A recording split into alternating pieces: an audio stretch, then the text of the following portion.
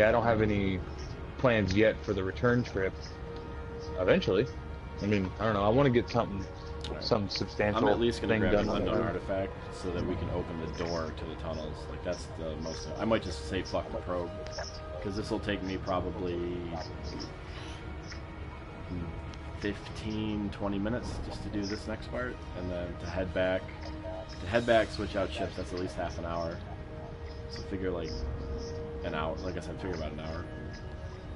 You live again? Yeah.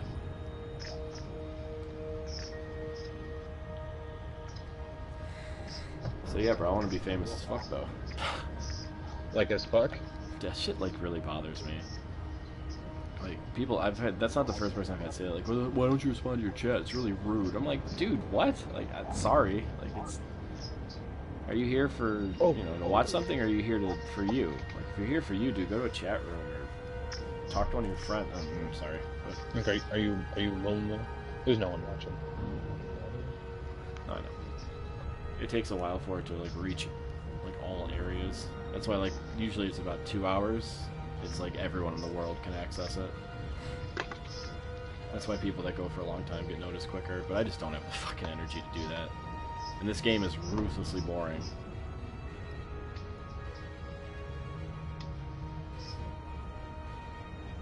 I really just wish this fucking shit worked on my phone. I'll delete the app and try to reinstall it. Fuck you, iPhone 4. I know. So I think we promoted Dark Killa to one of the PlayStation leaders today. That was a thing. That's pretty cool. Nice. Yeah, he'd be good at it. He's just like a nice dude. Do you have anybody? And I was like, well, there's two guys I play with regularly.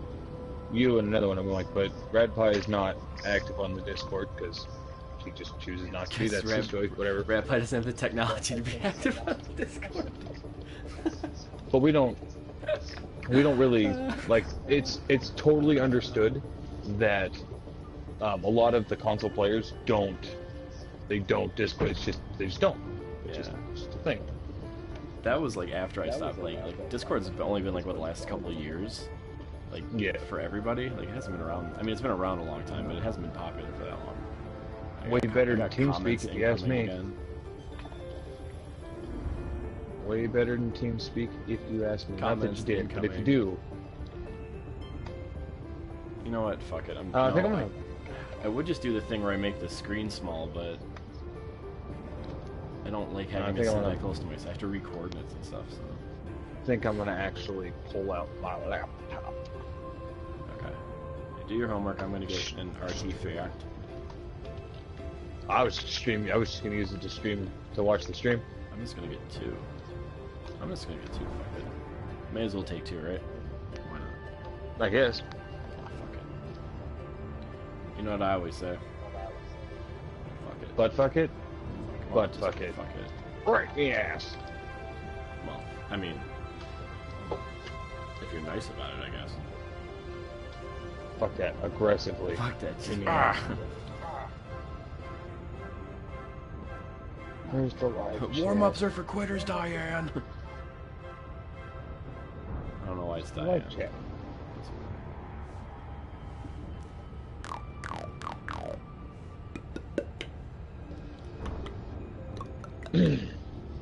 Is this YouTube? Is that YouTube? This is live. Aha. What? I am watching. You suck at this game. Cancel. Suck at this game. Yeah, I suck at flying. I mean, so you can doing be yourself really with me and not act with pity. Who is the ass talking to you? And now I can't re-download YouTube. That's... So, Mr. Boot, I don't stream. Doesn't happen. I am an ass. Thank you for that. Appreciate it. And I'm pretty sure we don't actually suck at this game. We're well beyond where we should be for console right now. I kind of suck at this game. A little bit. Well, it's funny how you garner that from what you've been seeing since it started back up, because I am literally just been flying straight towards a planet. Like, I haven't touched my controller in like 4 minutes. Here, is this better? How about now? There, there. Now do I suck? If I go at like a cool, like edgy angle, I suck. What about now? I feel like I'm 2 degrees off of what I was flying before. Yeah. Like what Galactic terms, that could be hundreds of. What if I do of it like this? What if I change the view? That's nice, right? Yeah. You can see her play with her stick. That's fucking hot, isn't it? It's devolved into pornography. Like, what just happened? How many gallons of horse semen can be pumped into a human asshole? Is the Pleiades like technically in the bubble? Nope, it is not in the bubble. Alright, bubble rules do not apply.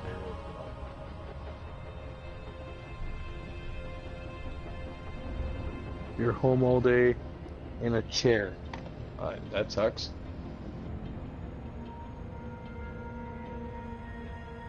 Didn't exactly ask for that information, but fucking sweet. He said, or not sweet. He's home all day in a chair? That sucks, dude. Yeah, because he has ELS. Oh, it sucks, man. I'm home, I quote, I'm home all day. Is this fucking chair? I imagine he meant in, but... It's rough. It's rough, man. Right, you know, let's find out where this fucking place is. Best of luck. I don't really know how to respond to that. Yeah, right? I'm sorry. Not sorry, I didn't do anything, but that does suck. Alright. Forward 9 Delta Base. What also sucks is gravity. And then making light of a bad situation. Nervous laughter. So, not sure the what's the word I'm looking for a source? The validity, maybe? I'll use that word. Anyway, saying something about how Kim Jong douchebag was spotted moving missiles into striking range of Guam. Oh, good. That'll be fun. Can't wait for that. That'll be so great. Yeah, it's like a thing that happened today. I don't know how true that is. You know what I'm saying? But yeah, but we're skeptical of everything because of reasons. Because listen, Americans just always assume that every other country in the world is bluffing. Like, you ain't gonna do shit. Well, generally they don't. You ain't in all gonna fairness. do shit. And we're like, yeah, that's right. That's why I built all this. 7857 from where I sit. Don't act like the others, just be yourself. I can't help thank you, though. I can't help it. It'll be planet number 6. Alright, fuck, I actually gotta find coordinates. God damn it. Why can't this register as a beacon? That is such a bummer. Alright. Because it doesn't. Because why would they make it any easier for me at all? Correct. You'd think I would, like, remember where the fuck this was. Like, I don't remember. It's like it changes every fucking time. Alright. Rocco Quint, fuck off. Better clear my engineers out of here. Okay, from where I sit, the distance we are traveling, 7,857.5 light years. Hey, we're gonna pass through a couple of nebulae, the Heart and Soul Nebula, on our way through. Nice. That's pretty neat. I don't remember which crater it is. That's the wrong way. Alright, this has to be like a knee-jerk reaction to this.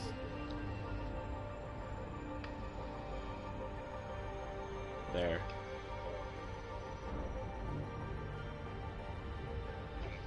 Looking forward to the Formidine Delta Base. Oh, very curious about all that. It's there. Is it? No, it's not. Mark? God damn it. Is this the 1,000 mark? That looks promising. Yeah, just grab your artifact and then let's get daddily on to you out of here. Word.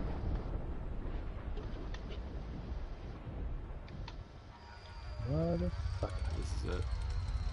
No, it's not it. 998. I think it's in that crate right there, though. Oh yeah, it's definitely in that crate. Dude, having these engines like helps out so much with like every other part of the game. Just being able to like You're in zip on workout, planet right? surfaces. Yeah, work is ridiculous. You taking orc out there? No, for the Formidine? No, I'll take the Asp. It's just easier. Does better on heat. Old space titties. Yeah, it does way better on heat. Like, it's prone to getting completely wrecked. The Orca is really fast and it's fun to fly, but it's delicate as shit.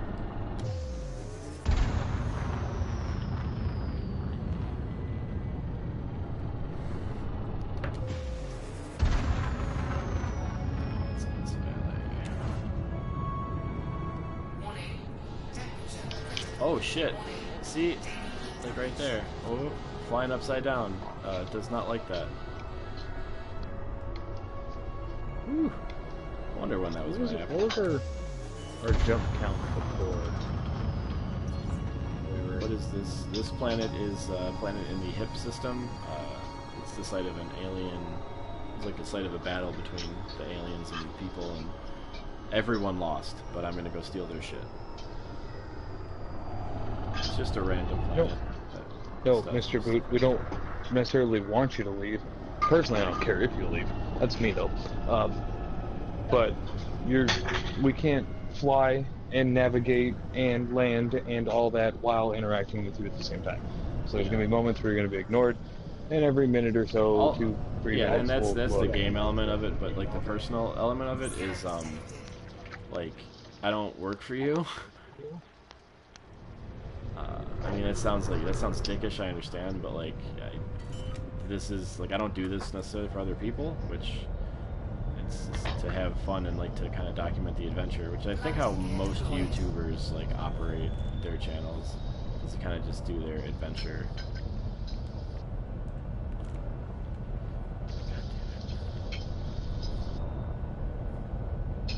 My adventure and having trouble parking this fat ass I'm ship. not co-piloting. I'm in another ship several hundred light years away from Mr. Pi. And we are about to go on an adventure together, which might bore you to tears. Yeah, it's not the most... Because it's not going to be... Until we get there, it'll be fun. And we'll get there. How long does it take us to cover 8,000? 8,000? I'm at about 20 jumps, roughly 20 jumps per 1,000, so 20 jumps about 35 to 55 seconds each, so just reckon on a minute each is like 3 hours. Like, that's not a short amount of time. But the end result is most of the time is worth it, but we have done much worse. 60K round trip? 60K round trip in 2 days. It's 3 days? 3 days. That was so ridiculous. I got home just a couple hours after you did, I think. Guy number 2 is Dan. See, that's why I always put the names in the title. I'm Pi, and that's Dan. And we are lovers. I'm the silent. And we are lovers. Like Millie and Vanilla. If this is shocking to you. Wait, Millie and Vanilla were lovers or brothers? Don't say both. Don't say both. I won't say both, but I will say yes. Oh, god damn it. I won't. Hey. See, that bums me out. Semantics. I don't even have siblings. Semantics. Yeah. I have siblings, oldest of 5. Yeah, I don't. Good. You're not missing out. We had this Obnoxious and conversation before, because I definitely complicated. didn't think that I was, ever. Where the fuck? We have had this conversation, that is right. Alright, I gotta look from the top, because I don't remember where I got this shit. Oh, it's at the end of this. Go. I might start jumping a little bit ahead of you, because I'm at 28 per stretch. Okay.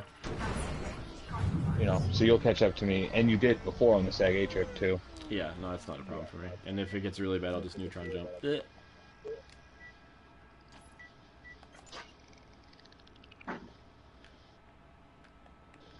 Oh, there they are. I'm an idiot. Okay. Res 4. Oh, yes, 4?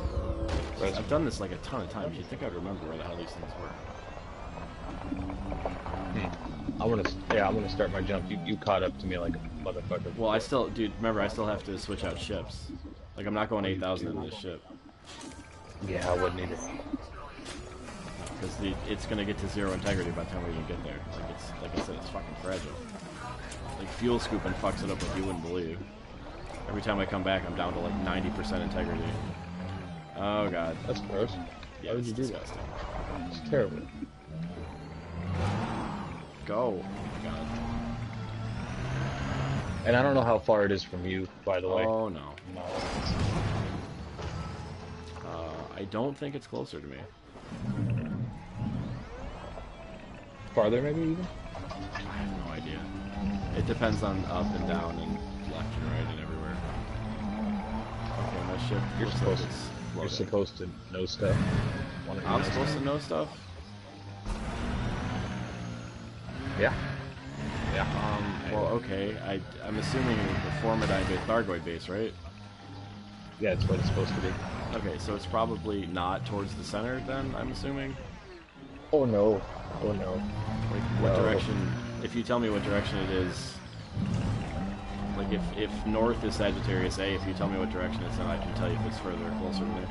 South, I want to say. So back by the Pleiades? I'm probably closer than you are. I don't know if it's Pleiades here, I'll find out right now. So the Heart and Soul Nebula is about halfway through. 310 away from me right now. Laterally. It is, holy shit, that is awesome. And kind of far. Near the last spiral in the galaxy, away from us. It attack my power distributor and my shield generator. It's always data link scanner too, and gun. Like anything that's on the outside of the ship. So just keep that in mind if you're carrying one. Okay.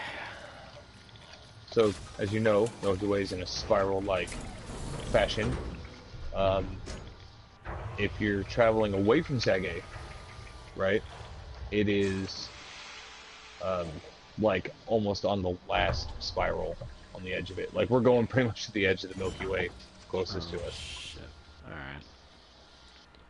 Okay, I got the stuff. Hold on, I have to remember where my other ships are. Fuck me if they're still at... No, they'll be at, Couch Poos. Couch Poos? Couch Poos? Couch Poos? Couch Puss? Couch Puss? Oh, that's a little ways. I think it was like 8 jumps to get out here. It's not that bad. Res Champion. Don't stay here. They are assholes. No, this is my big brother, BT Dub. So you don't, if you don't want to look at him, you don't yeah. have to. But why are you calling me a fucker? You're a fucker. Communist twinkle toad cocksucker.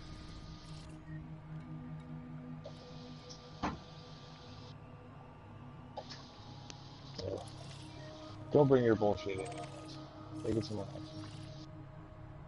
I don't know who that is. They're brothers, apparently. Oh, whatever. 11 jumps? What the fuck? Are you serious? Fucking cargo, man.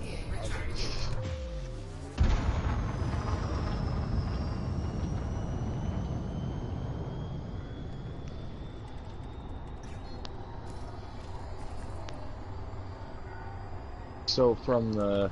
I got 2 where's on the Maya area? Pleiades. There's Pleiades. Pleiades, there's Barnard's Theater. Alright, I'm coming back to... Do you have to go near Couch Poos?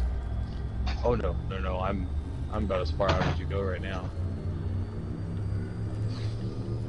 Couch Poos, where you are is 11 jumps. You're gonna backtrack and then get covered. We're making fun of him, dude. Like, he stepped to us, man. Sorry. We need to get in the middle of that.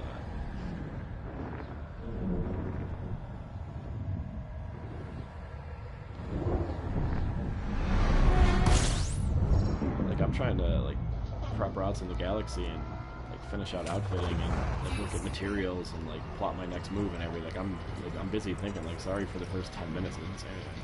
Jesus.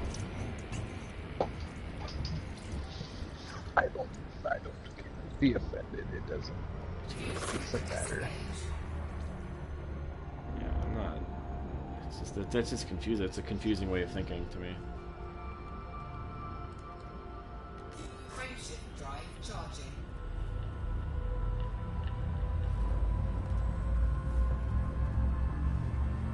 I actually have this theory that like a lot of the trolls online who say shit are part of like these underground. It's like the new version of theater troops. Maybe. Yeah, and they just like go into chat rooms as like buddies, and like they know each other, and they're gonna play parts, and they just try to get people to talk about stuff. That's my thing. I mean, you could easily make something like that. You could do something like that. It's alright. They'll be plenty bored once we start jumping.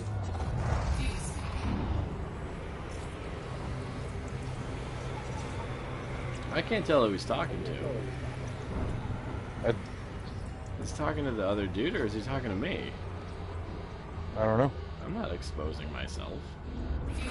I mean, yeah, I'm not wearing any pants, but I thought that was, you know, kind of standard practice. I'm not wearing any pants either. Apparently it is standard practice. Dude. Like anyone who streams without face cam, they're not wearing anything. Clearly naked. Clearly. Like every time. He's safe here. He's safe here, man. He's safe here. Like, we're not gonna bag on him for having ALS and shit. Like, that'd be ridiculous. Sorry, man. Right, amigo. That was weird. Don't say that. Sorry, mate. About all what? Like watching like YouTube commentators and stuff? Like, yeah, I don't know. We talk about like some fucking ridiculous shit, but like we're harmless. Like, I'm never gonna like demonize anybody. It's just ridiculous. It's not fun. Definitely not gonna be setting up toddler traps. I mean, well, no, I mean not really. I'll talk about it, but I won't. Like, I'm not gonna do it.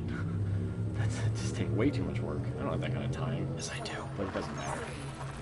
I mean, like, I have all kinds of time for like some pretty elaborate mouse traps, I think. I feel like the way that I enjoy streaming the best is not to want to be like an active participant in it, but watch like a TV show. Yeah, dude, that's like cool. Alright, but like the whole idea of like the whole idea of entertainment, and this is shit I think about all the time, but like the whole idea of entertainment is that like you're not living like your life at the moment, so just like people that get stressed about, you know, about shit or like offended about shit, it's just like, just deal with it, you know what I mean? Like, deal with it, like get out of your own head for a minute, like fuck, like enjoy entertainment. That's what it is. That's why I only stream shit like this, because there's like a buddy dynamic with it, and it's fun, it's exciting to me, and that's all that matters. Like, I don't care about anyone but me. And if Dan's having a good time, yeah, it's fine. But I'm always having a good time. To me, like, this is wholesome. Like,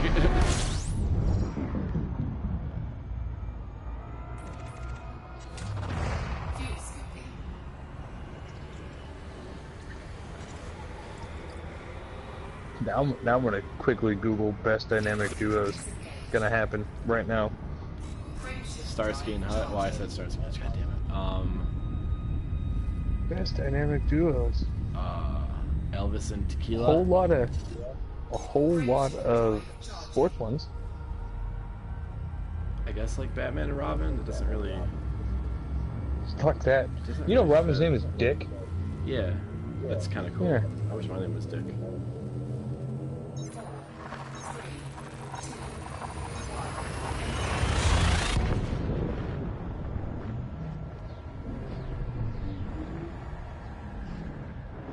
My name is Dick Blender Bottle.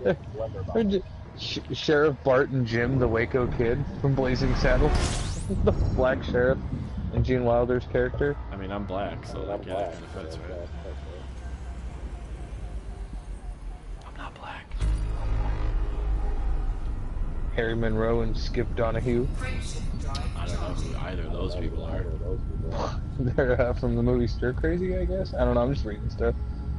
Marlin and Dory fighting Nemo. Fucking Maverick and Goose, bro.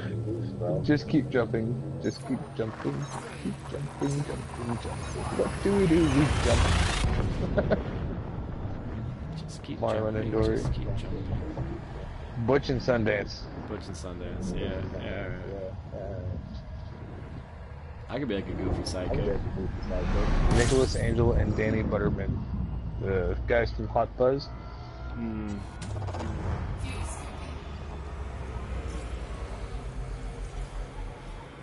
Our other options would be...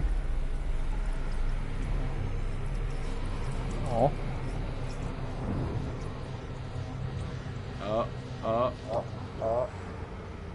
Heat sinks are awesome. Tom and Jerry, Batman and Robin, Han Solo and Chewbacca. That's actually a pretty good analogy. We could be Bert and Ernie. They just call it Scooby-Doo and Shaggy, Mario and Luigi, Milk and Cookies. What are dude, this guy's higher than me. SpongeBob Like, and what the fuck, Patrick. man? Peanut butter and jelly. We're talking about hamburger us, and dude. fries. Like me and Dan are like Starsky and Hutch. That's what We could be we're like. mac and cheese. We could be mac and cheese. It's like this is like the most ill-conceived television show ever. This is your reality TV Terrible. in 2017. This is the worst. Like our ratings are Chip and terrible. Dale. Chip and Dale. Bonnie and Clyde. I could be Bonnie. Mickey Mouse and Minnie Mouse. Nah, not so much. They fuck. I'm just Lennon and McCartney. We're lovers though. That's a thing. We're legally married now. Remember, Sergey? Well, like Just had this. Galaxy married. Woody and stuff, Buzz right? Lightyear. Spaghetti and meatballs.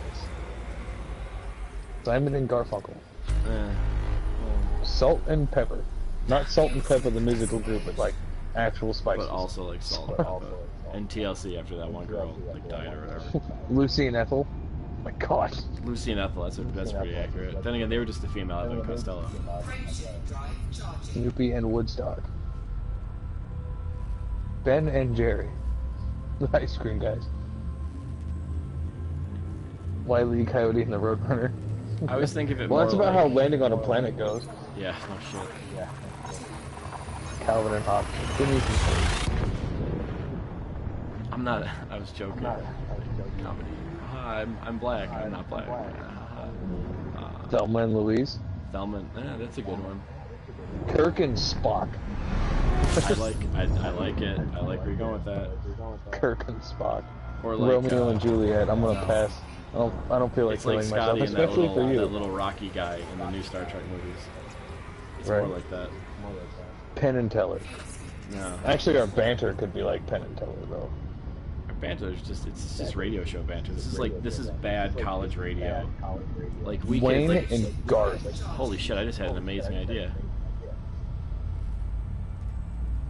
But you could do a stream, and they can easily pull audio to a radio station. You literally just most of what you do at a station nowadays is in a browser anyway. Like you could have like a radio show that you do like on Twitch or on YouTube or like all of them at once, and then you can also have like a college station pick it up and you could broadcast it and like talk about stuff and interact with people. That's Pinky a fucking in the brain. cross promotion. Pinky in the brain. Take care, guys. See you, boss. You too, man. Later. Pinky in the brain. That's a good one. Wallace and Gromit. I like Wallace and Gromit is one of my favorite things ever. Yogi and Boo Boo. Hey there, Boo It's more like Shaggy and Scooby-Doo, I think. Like, hey, Red Boy! Sonny and Cher. Jay and Silent Bob.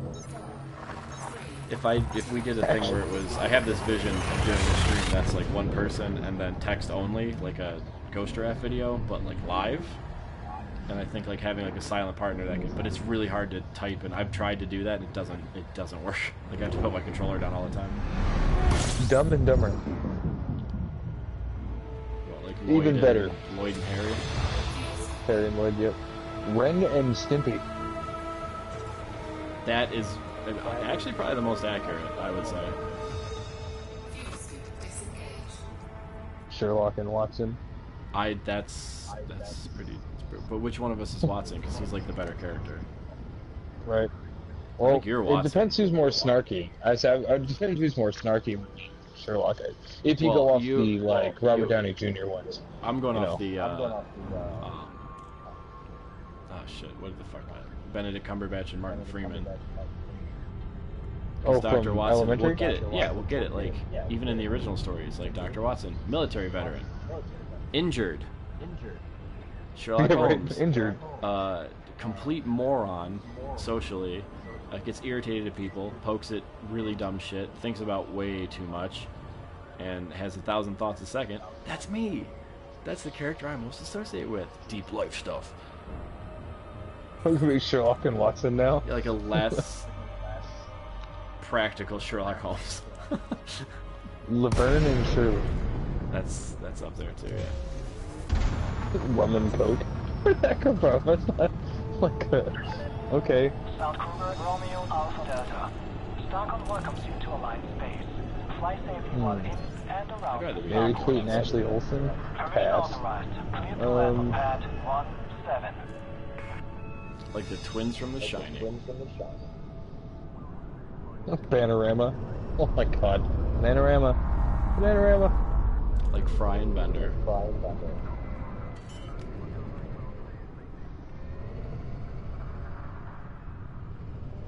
I'm just looking at just like anything that goes good together. Ham and cheese. Galactic ham and cheese. Galactic ham and cheese. I know, I'm waiting for my dinner right now. My girlfriend, we buy these tuna helpers, but we don't buy tuna, we use chicken instead of tuna in the tuna helpers. So you get the white sauce with the chicken. Pretty fantastic. Well done. Barbie and Ken, pass. Yeah, I'm good on that.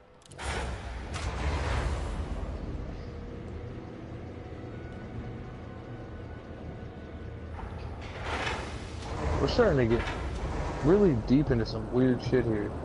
It's fine.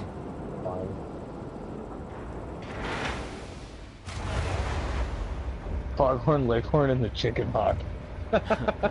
Yeah, that's pretty good. Wham. Just the band Wham. Wham. Well, because you're either George Michael or the other guy. Like, I don't know the other guy's name. And why? Because it doesn't matter. Mary and Jesus. Wow, that turned really quick. Maybe Jesus and Paul. Pocahontas and John Smith. I'm just going. Will and Grace. Not quite that bad. No. Monty Python and the Holy Grail. How is that's not two people? It's not two people. I think that's everything I need out of here. Galactic ham and cheese. Galactic ham and cheese. I like Pinky in the Brain. I like Pinky in the Brain. That's a pretty... Yeah, I'm fine with that. Where... Pepe Le Pew Oh and shit, the... where the fuck is my asp, dude? Oh no. It's not here. God damn it.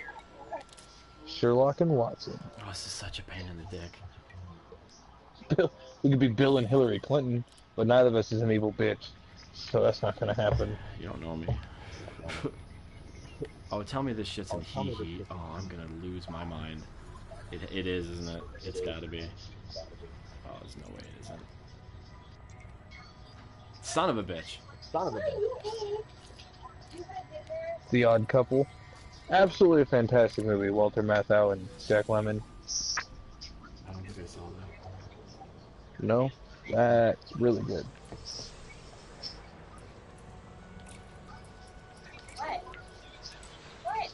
Chicken butt.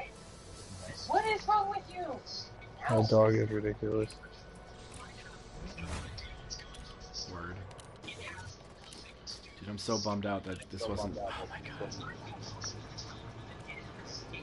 god. I'm stuck between Pinky and the Brain and Galactic Ham and Cheese.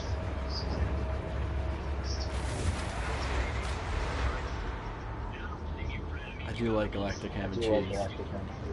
That's such a weird, just weird title. Detach sequence complete. Galactic ham and cheese. Regulate How do you your even speed when make exiting the that docking bay. in space? Space cows. The milk to make the cheese. I Clear guess. off the station Maybe. perimeter. We look I forward don't to know. your return, Commander. Do this route. Were you involved in the conversation I was having the other day about whether you can make human breast milk cheese, like cheese out of human breast milk? Yeah. Yeah. I think we determined that we can't. I don't want to know. I'm outside the bubble, bro. My brain is going. Yeah, but I just, oh, like, I don't want to know. It's gross. Is it though? What if it was really good? See, that's why, though. Like, that's the problem, is you always run the risk of really liking something that you shouldn't.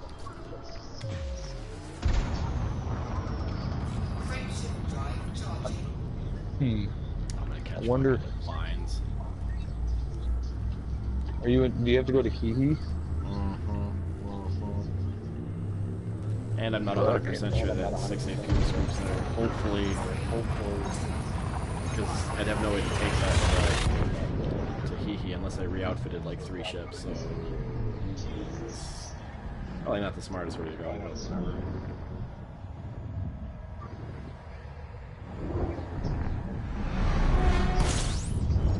I'm getting there.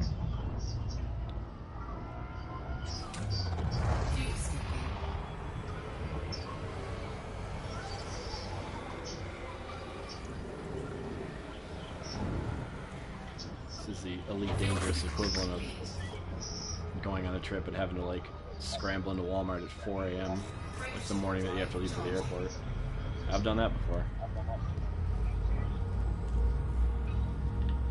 Pretty great. Yep, they know exactly Surprised what you- you want to. They just point. They're like, "Yeah, we're the closest Walmart to the airport, dude. Like, it's over there." They have like the last minute airport shit aisle. They do actually. Like a lot of those places still put like racks of like clear bins, like clear slanted bins up front, and they'll have like shampoos and soaps and like little like sponges or whatever. That's the thing. I used to work in a store that was like about 4 miles from our airport here, and that was like one of the big things. That's like an actual grocery store secret. You do everything based on your location. So I went to a grocery store, go figure, one time, and I was behind a lady who had bought razors or something, maybe it was?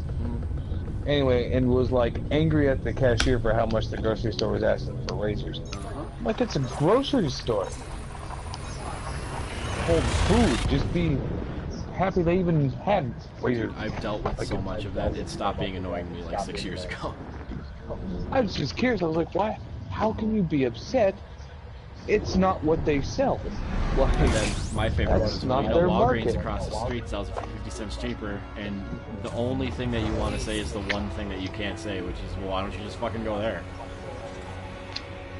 Like, I've seen people lose their jobs from those exact words. Like, that's the classic customer trap.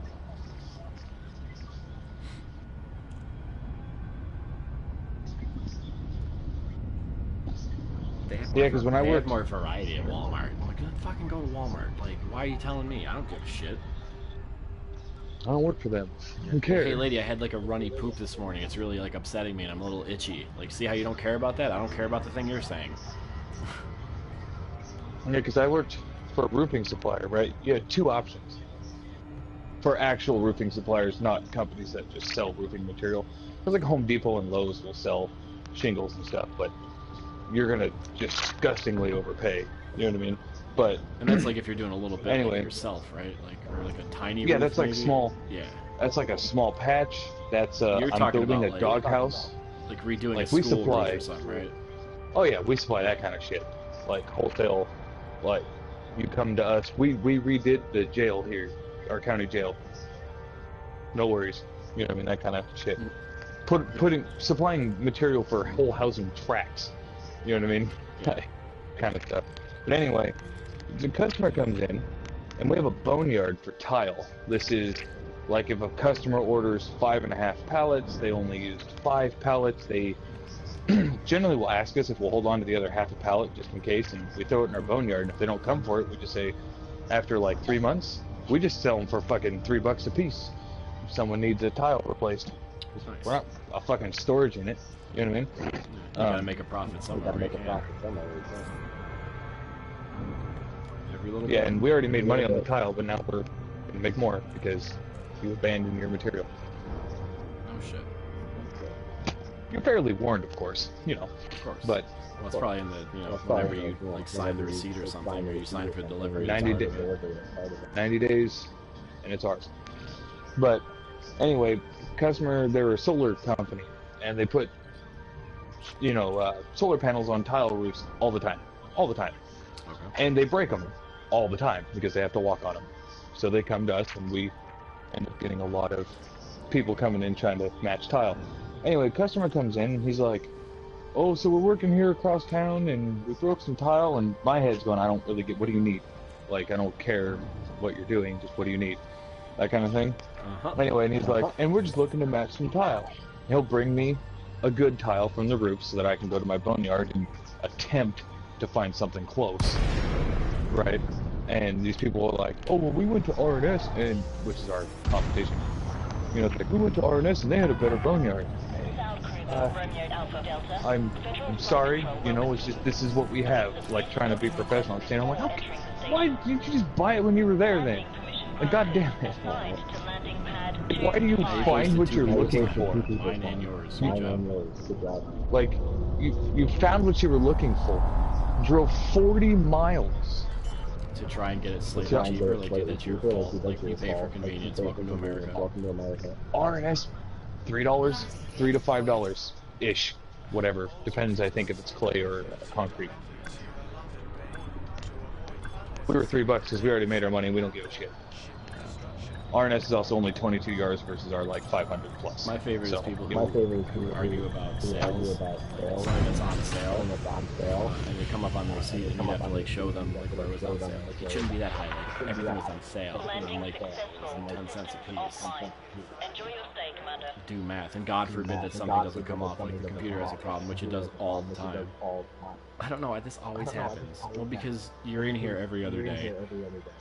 And there's a lot of data that goes into it. Like, that shit you don't understand.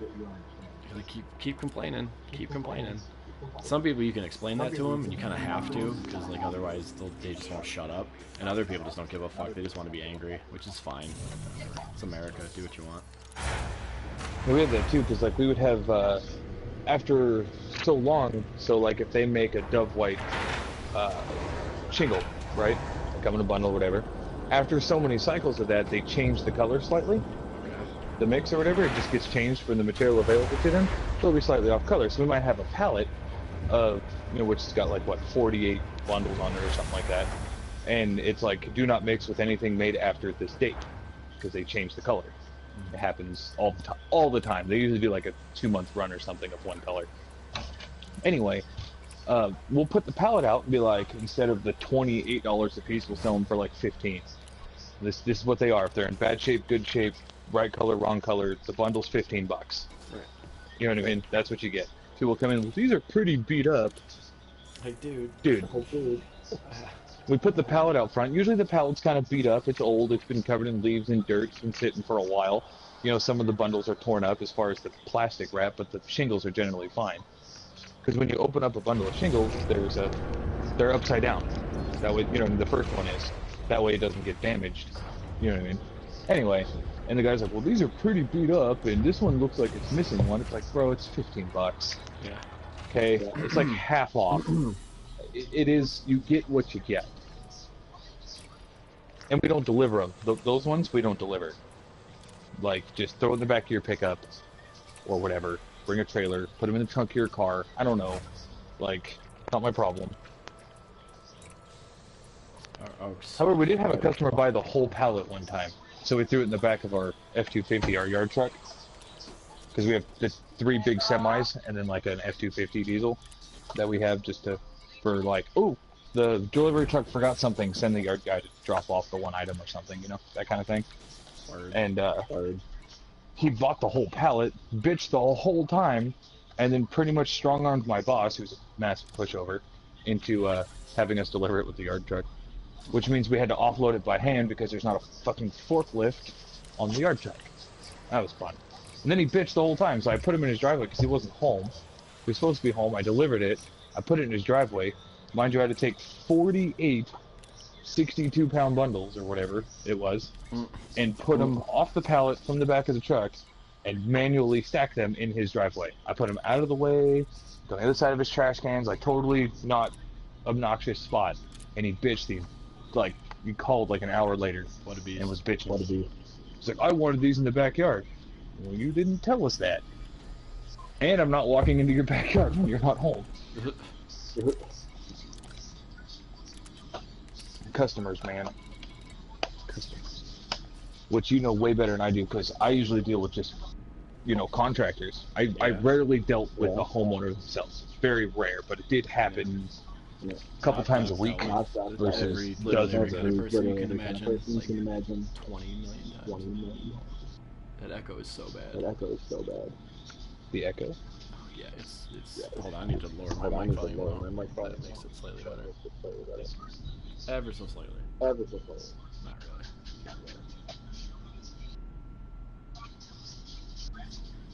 Well, normally it's not that bad. Wonder why it's being weird today. And then like one of the tactics I actually learned in school was like typically businesses experience like rapid growth. It's for like a retail business, it's more common to experience like a sudden like rapid growth of business. Like that's how it goes. It doesn't go up steadily most of the time, depending on where you are. Like it'll go in bursts, and you have to like kind of analyze and identify like where the bursts of customers come from. And that's whatever. That's one of the things I'm going to doing for a living. Anyway, but excuse me. And one of the things they said was it's because, you know, store manager. A lot of times it was found that like managers of stores would be a little less lenient with policies, which is like one of those things that like any business you work for can't tell you, but they know that. So like refund policies. Like if you refund somebody for one thing and they're like a regular customer, the chances are pretty good they're going to come back like 3 or 4 more times. Like if you can get one regular customer for like 2 years, on average they'll spend something crazy like 20 grand or something in your store, like on average. It depends on the person. So I was like, okay, the company I worked for when I was a store manager, which I won't say what company it was, were like, there's no leniency at all. Like, the policies are the policies, like, that's what it is. And I was like, alright, yeah, fuck that. And you wonder why every store in your district is going downhill. So I took out $500 of my own money, and I just put it in my safe in my house, like $500 cash. And then for the entire next period, which was their month-long periods, basically, like, I just was super lenient with everything. Like with returns, with all this stuff. As long as you process returns well, like it's no problem. The company gets like a lot of money for it, plus bonuses and shit, whatever. But I wound up going up like 6% that month alone, and I was like, cool. So you have to start like taking advantage of people who are dickheaded. Like I was getting excited when people would come in line and be like, "Is this really like $2.49? Like they have it for $1.99, like right down the street at Tops." And I was like, "All right, come on," and you just take the money off, and that's what. Bada bing, bada boom. And it only wound up costing me like $280 or something. It was like less than $300. And you were just giving the difference back into the and I bonused company, basically? Yeah, I bonused that, like, I bonused that amount of money, like, shit, like 15 or 16 times over, I think. Yeah, I bonused like $6 grand for that half of the year. Yeah, which is pretty good. Alright, anyway, where are we going? You need the target system, yes? Yeah, like the endpoint. Okay. The end system is, you ready for a long-ass name? Okay, here we go. Echo Alpha Foxtrot. Okay. Oscar Tango Sierra, one word. E-Fots? E Wait a Fox. minute, hold on. E-Fox. E-Pots. E-Pots L2H dash something something? No. Okay. E-Pots. Wait, E-Fox? It's Foxtrot, E-A-F? not Papa. Yes, Foxtrot. EAF. Alpha. So Echo Alpha Foxtrot. Oscar Tango Sierra. Oscar Tango Sierra E-Fots. Okay. Space Golf Lima dash Yankee. Space Echo 2. And it will be planet number 6. But we don't have to worry about that till we get there. Okay. We don't. It doesn't matter anyway because it's fucking far as fuck. Oh, yeah, so wait, that, isn't it? And I just KGB filmed the fuck out of this thing. Oops. So I don't run out of fuel because it's way too far of a jump. But Yeah, and I don't have rat stuff either. Run out of gas. That'd be kind of fucked. just detonate. Fuck it. Yeah. How far are you from it? I am 8,289. Okay. Great, so now I need to do like short routes. Oh, I hate doing this.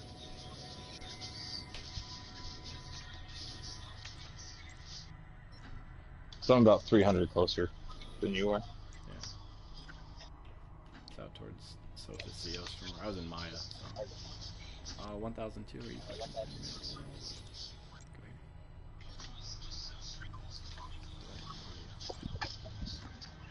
here. 1,000.88. Eat my wang. Find the We haven't had to do 1,000. this in a while. Nah, There aren't that I many don't mind stars it. out here. The core was so easy to do that.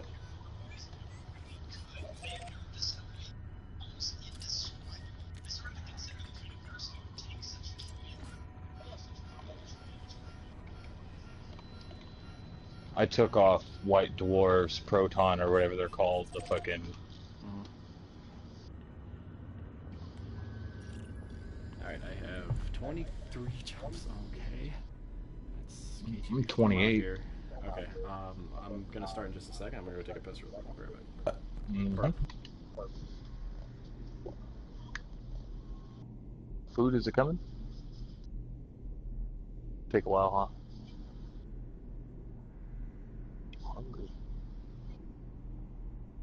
Like 35 minutes.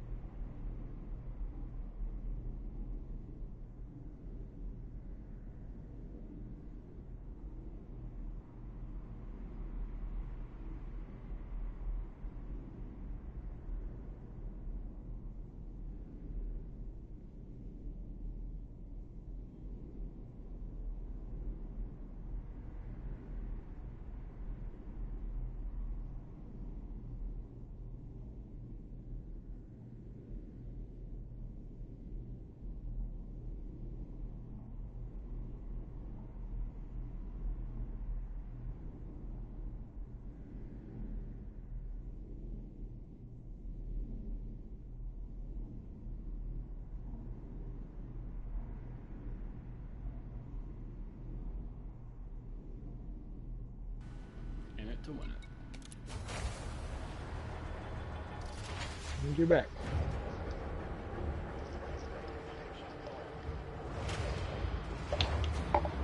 which I'm already having regrets on going. Already. Seriously? Don't tell me that. I'm traveling. Ship detach complete. Follow the greens on your way out.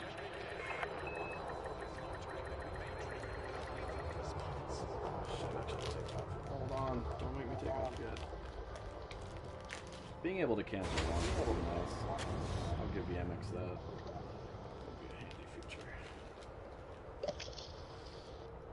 Do you have authorization to be inside the docking bay? Remember, loitering is a violation. Alright. Landing gear retracted.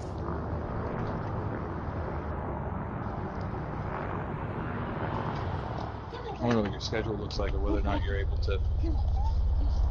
If we're gonna make it all the way out there, or start the trip, or get out there. I may not make it back today at all.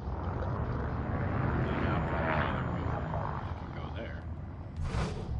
It's only like 12:30 for me. We'll be out there probably a lot less time than I think. You are clear of the station. Stay safe, Commander. Frameshift drive charging. So in the spirit of being a badass, my dinner's not gonna be ready for like 35 more minutes. So I just rolled a bunch of peanut butter up in a tortilla. That boy.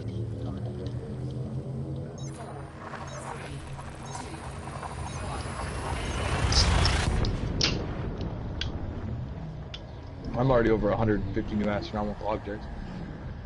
Nice.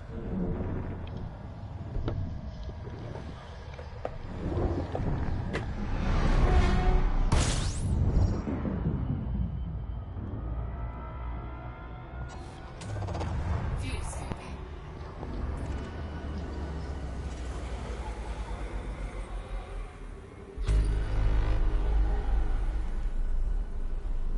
Fuel scoop disengaged. Frameshift drive charging.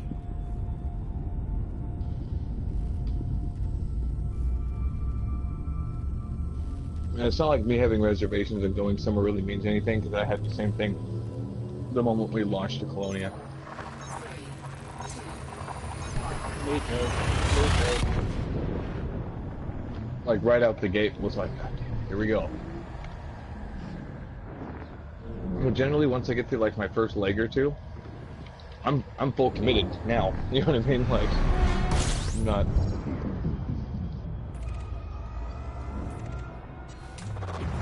scooping. What was our point of no return last time? It was like 6K or 5K or something. Yeah, I think we said it was 5. Fuel scooping Goes for just about each one. Frameshift drive charging.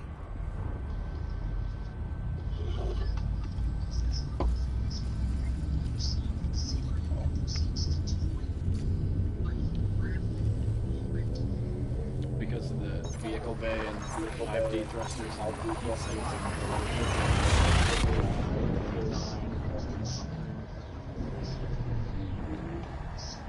41.8. Is that where you're at? Ish. But I did Sag A 35, so I'm not really worried. Fuel scooping. And like we said before, after the Sag A trip, nothing's that far.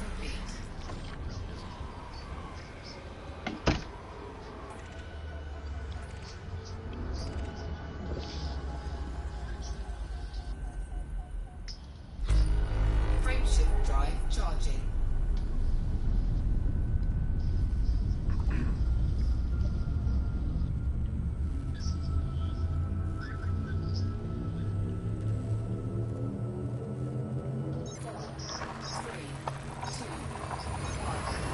So random topic of the day.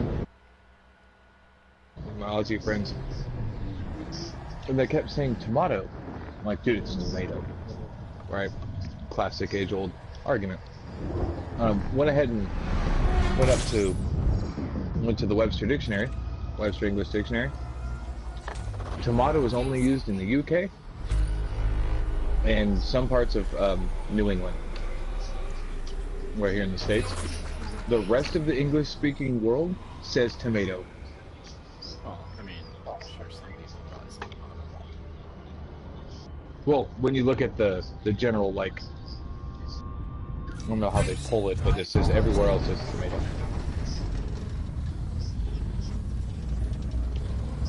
And they're like, no, it's not. I'm like, we just went through this, but okay.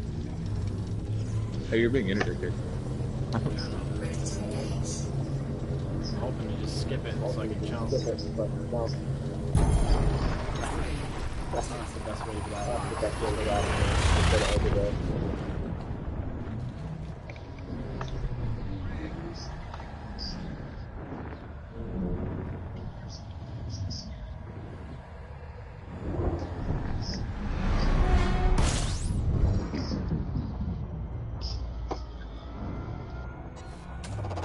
Fuel scooping.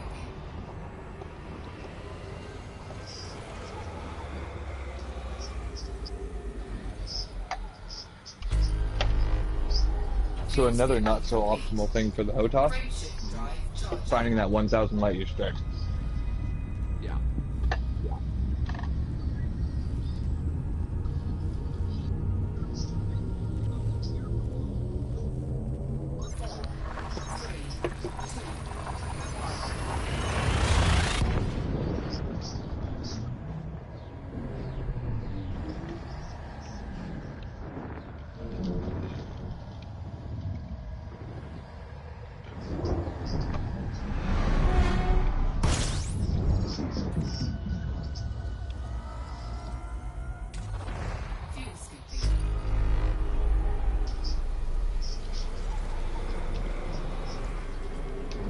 Fuel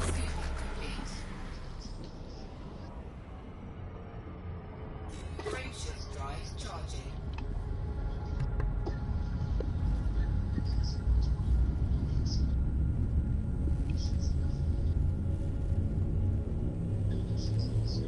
By the way, I really actually trust these coordinates on where this base is, because this came from Obsidian,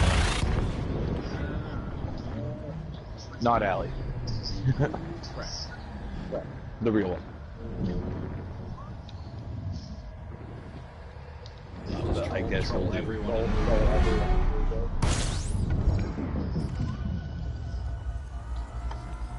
Moral of the story is find your own shit. Fuel scooping. Would spawn randomly, like in every different person's universe. Fuel scooping complete.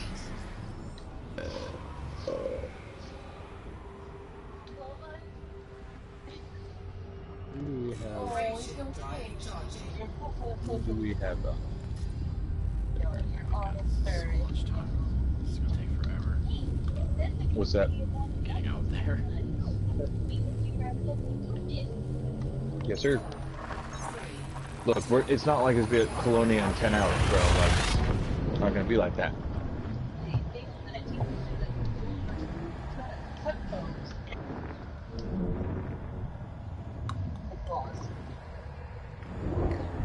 Do you try to do something cat-like and fail? We was trying to jump from the bed to the dresser and ended up knocking into her on the way, and like when she was trying to talk to her, like, meow. Fuel scooping complete. And so there. My cat doesn't cat. Charging. Very well. He's young too. He's almost 2. He's young. Cats live to be like 20. So, My cat was 18. I had been about it. we'll let the boy. Oh yeah. Yeah, my dog, I should get another 10 or 11 out of it. 12 to 15 years in total. Fuel scooping.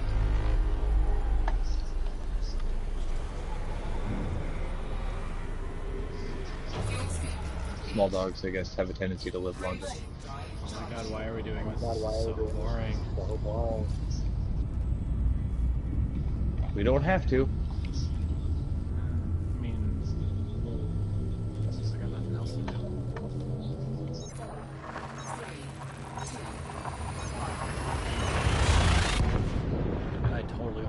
that survey. That was pretty stupid.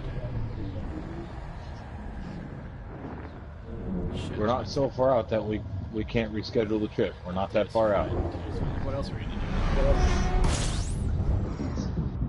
May as well do something cool. Fuel scooping. I mean, if it's this far out, it's got to be worth seeing, right? I suppose. I bet it is pretty goddamn. There's Stargoid stuff.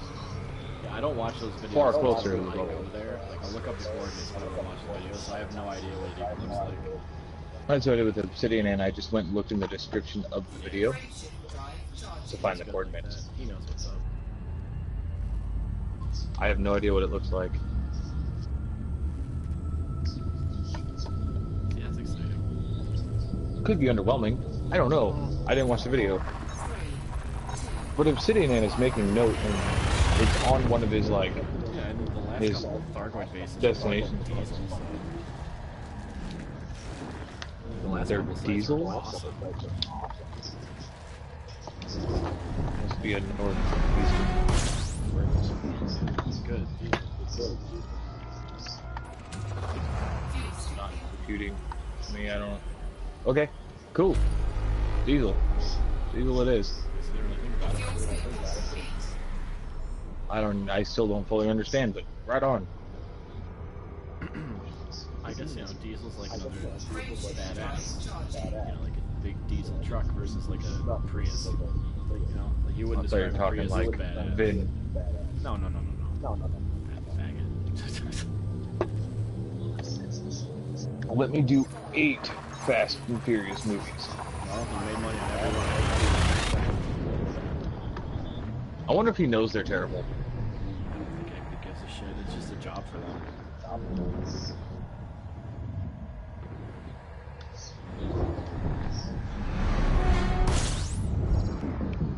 Some actors got to enjoy what they do, or at least have favorite roles. I imagine they do. Fuel scooping. I think probably when you're making it, like you never know what the end product is going to be. Like, I haven't really worked on it. I've never worked on a movie. That'd be I cool. did once, but I've never done that. it was really just kind of B-roll, and no one was wearing pants. But it just all depends on what vision your director has. Well, your director nowadays is a producer and shit. I think it's all about just making that good, because you can have like a great performance in the studio. Like most movies that are made that are really bad were probably really cool when they were being shot, but whether it's like a camera thing, a directorial choice, like an editorial choice, like some movies are just ruined by bad editing. And they go for like the really safe takes, and it's just boring. I hate most movies.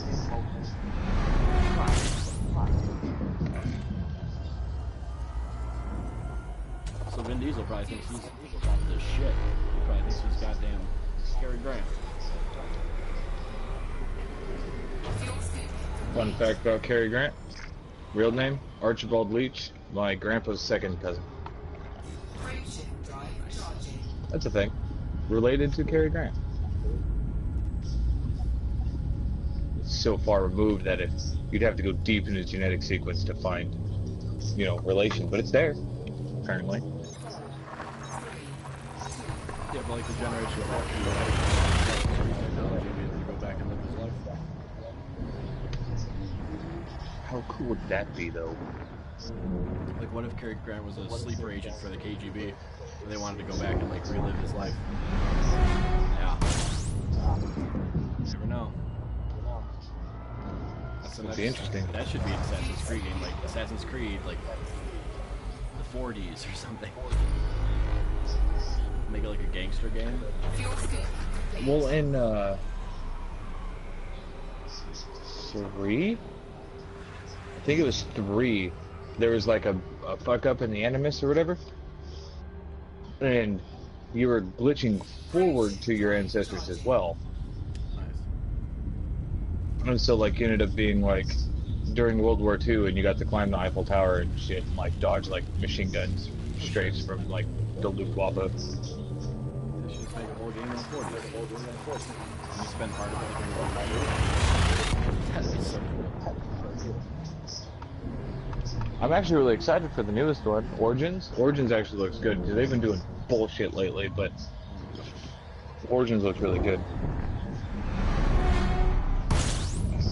But to be honest, Red Dead Redemption's coming, and I'm gonna be all over that. That was the first one was phenomenal. When I had that PlayStation Now subscription, the one where you can stream like PS3 games, the only one that I played for like the whole 1 week trial was Undead Nightmare. I replayed through the entire thing. Frameshift drive charging. I thought it was amazing. I just thought that Red Dead Redemption as a whole was just Oh yeah. because like I like GTA kind of, but when Rockstar made it meet the Old West, it was like, yeah, this is tits. Ballsy game. I mean, Red Dead Revolver. Well, yeah, Red it was Dead gonna- wasn't open world like that. Did Rockstar even make Red Dead Revolver, or did they have to get license Well, for like it? the first games I made for PS2. Or for PS2, sorry. No, it was PS2. No, Red Dead Revolver was PS2. I think it was actually both. To be honest, I'm like pretty sure it was after both. Red Dead Redemption had come out, so Frameshift drive charging. I think this is supposed to be his boy, nice. Jack. Jack Marston is their John. I mean, the story wasn't terrible. The things you could do was entertaining. Like, you can go pick your own horse out of a wild herd, and you have to like somehow grab it and tame it. That was pretty neat. Tying prostitutes to railroad tracks. Always a good time. I played poker a lot. That's pretty good poker. And at the end of that game, in the main story, don't you come back as Jack Marston? Right at the end, and then you get you kill the dude, and it's all So redemption. it just picks up At the right end. from there, probably. That's fucking awesome. That'd be pretty sweet if there was no real time pass. That'd be Oh, pretty they did neat. like a Star Wars movie.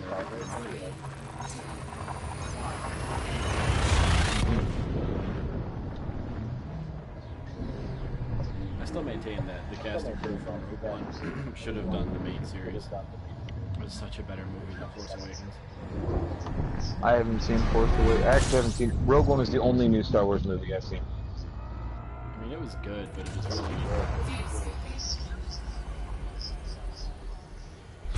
They tried to. But I think I lost bait faith over after the Force original. Awakens. It's like, dude, even like a good version of it is not a good version of the original. There will be no other. Frameshift drive But charging. that's why I like Looks Rogue like One, 'cause looks like they can't do another. Jurassic World's getting a sequel. That's pretty cool. Is what's his face still on it? I like the new Jurassic World. Huh? Was it that guy? I don't remember his name. The guy, the actor still on it. Yeah, there's definitely an actor in it. Sure. Pratt. Is he still gonna be? Is he Yeah. gonna be the same? To my understanding, yes, but I don't. At least that's what the little teaser trailer thing kind of showed him. So, probably. I really did like the first Jurassic World, or the Jurassic Park. That was absolutely fantastic. Oh, Jurassic Park 1, like 93. Yeah. Yes. That's such a good movie. 2 was like, all right. You got Jeff Goldblum in there, so he was still there. That was all right. 2 is with Julianne Moore. It's great. Mm-hmm. I like her. Frameshift drive charging.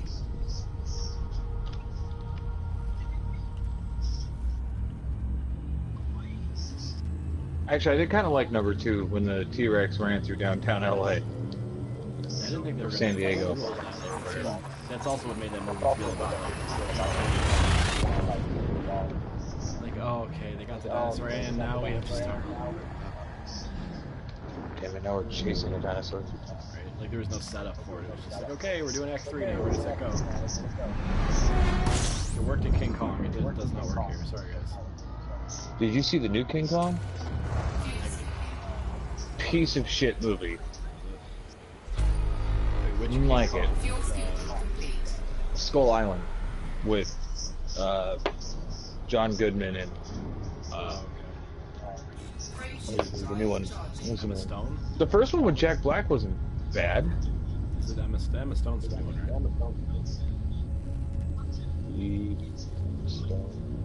Hey, Brandon. Was Emma Stone in Skull Island? The King Kong Skull Island?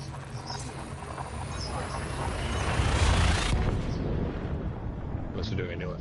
But the King Kong 2005 wasn't bad. Naomi Watts. That was awesome. I mean, I don't really like King Kong as a story. So. And what's his name? The dude with the big nose. Adrian something. Brody? No, Adrian. Yeah. Adrian Brody, right? No? I think you're right. Samuel L. Jackson was in the new King Kong, Skull Island. And he just played a shit character. Like, that man should probably stop. Although I really liked him in the short time he was in the other guys. Oh, Brie Larson. I'm sorry. That's her. That's the girl. I just remember her from The League. She played the au pair. Also, who's Will Ferrell's counterpart in Step Brothers and Talladega Nights and most other Will Ferrell movies? John C. McGinley. No, that's the guy from Scrubs. Holy shit. I can never remember his name. Anyway, he's in it. Really? He actually did all right. He wasn't overboard like he is in like Will Ferrell movies. Like he actually, I think that guy might be able to do like serious acting at a like the kind of goofy guy who went crazy in a serious movie. You know what I mean? Like, because he's John C. a Reilly. there you go. Because he's a comedic actor, so serious roles are not really his thing. But he did okay. Samuel L. Jackson's character sucked. John Goodman's character was what you expect of a John Goodman character, and I thought it sucked. Kong was done really well though. See it. Yeah, they did Kong pretty well. I would hope so. But the bad guy they chose for him and the setup for the movie was pretty bad. I think we need to put a moratorium on King Kong remakes and Godzilla remakes. Yeah. There's never Matthew been a Broderick, good, Godzilla. There's actually never been a good Godzilla movie. Like, those movies were terrible. Godzilla 2000. What about Cloverfield? How do you feel about that? Didn't actually see I- it. I saw parts of it. I'm actually tired of seeing movies now where it's supposed to be shot through someone's cell phone. Yeah. One of the better ones I've seen, like, I guess independent movie, medium budget movie was Europa Report. I don't know if you saw that, but everything in that movie is filmed from the perspective of cameras on the ship, like the ships and the suits. Mm-hmm. That movie's actually really fucking good. Like, it's a weak story, but it's a good movie. I thought it was a weak story. Who the fuck am I? I'm just a guy. You ever try to hunt down the Colony Experiment and watch that? No, I forgot. I forgot what it was called. I remember you were talking about it, but... They did two of them. One in LA and one in, like, Louisiana, somewhere.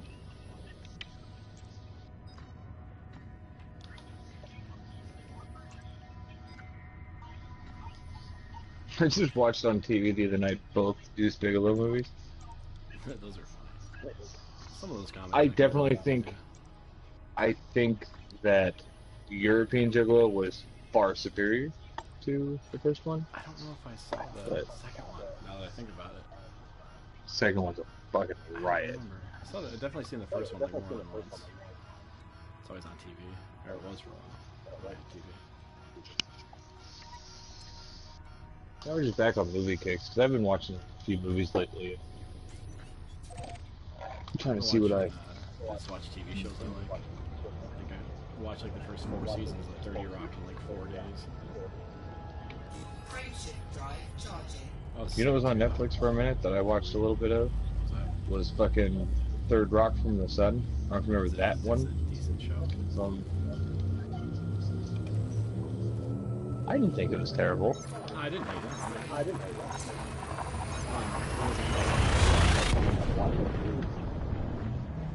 No, but there's some entertainment value. So you've already passed me.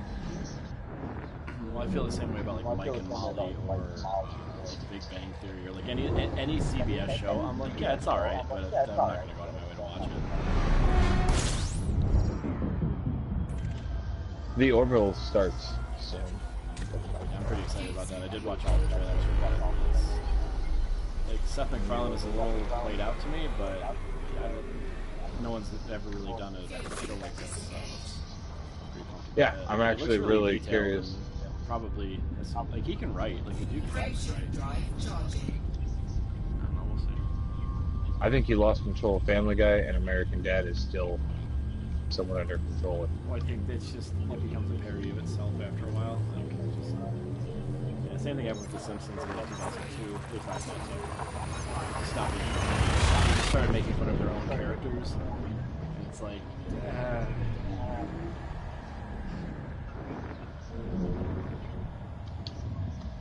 You just didn't feel like me. And they have to try to bring like new characters in on it because it's just and that's when they start getting like a show is either gonna get really popular, like annoyingly popular, and not be that good anymore, or will just like die screaming. Is if they start bringing on like a lot of guest actors and stuff, like guest voice actors.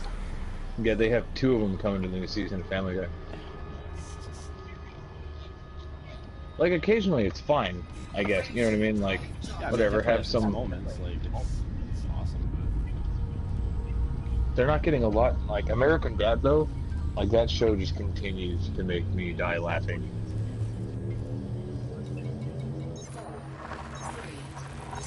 But I'm really looking forward to the Orville. I hope it doesn't suck.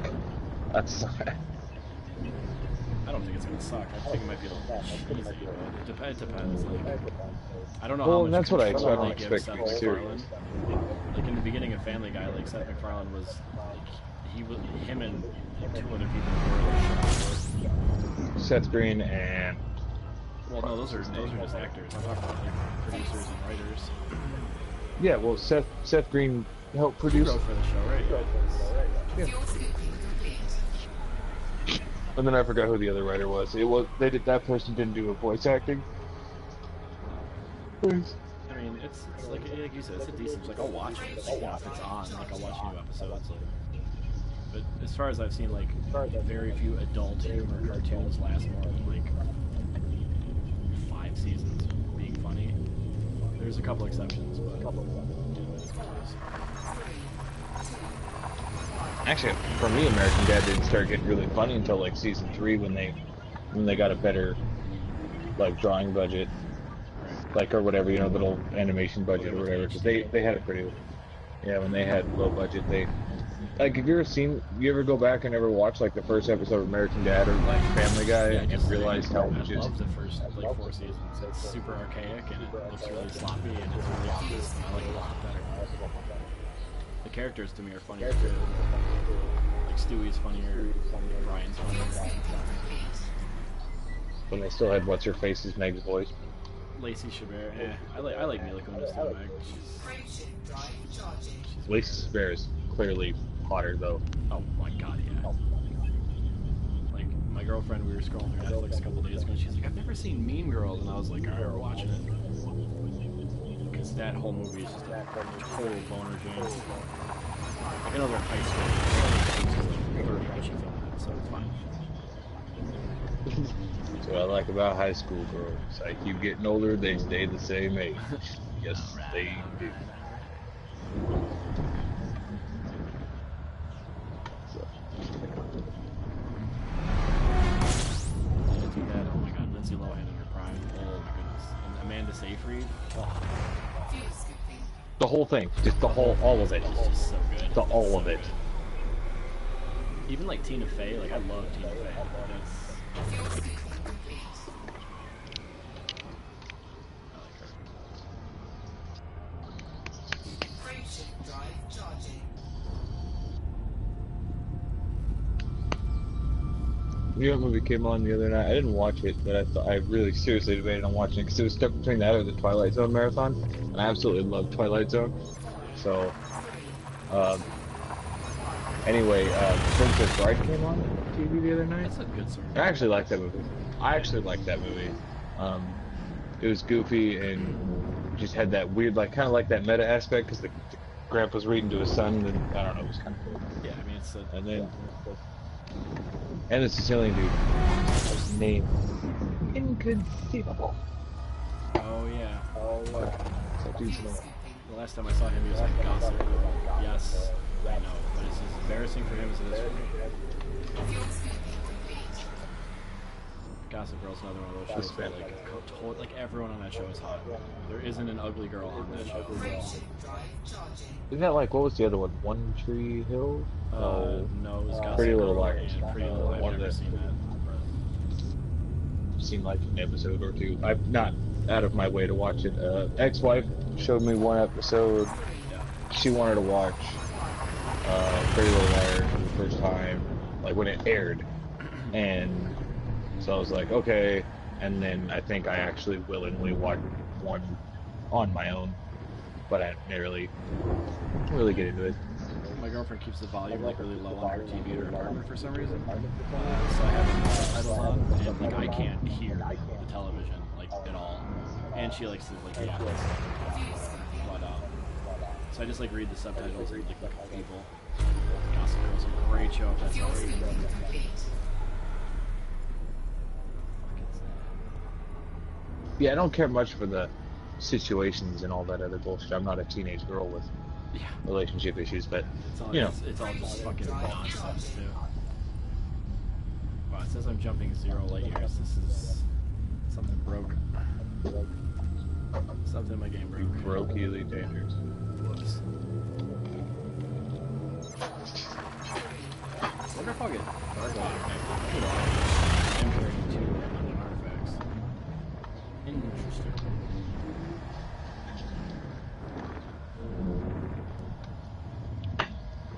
I'm almost 2,000. So I got like 22 more jumps, so I'm not really almost 2,000, but you know. Yeah, I gotcha.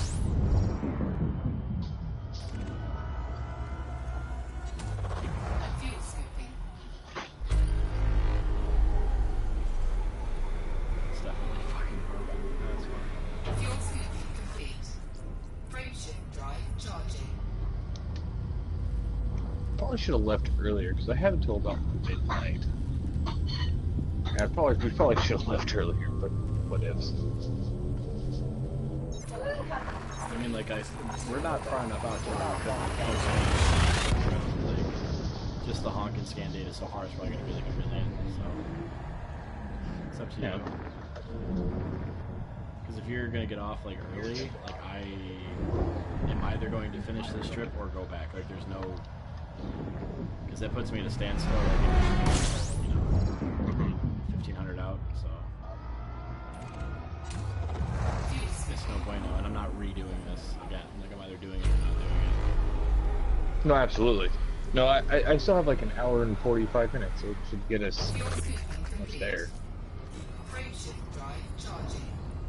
I'm committed. I've passed a leg now. At this point, I'd have to plot multiple legs to get home, and so I'm committed.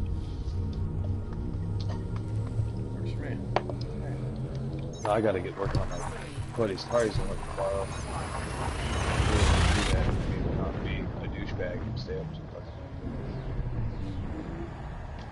Not that it matters. It's a fucking video game, right?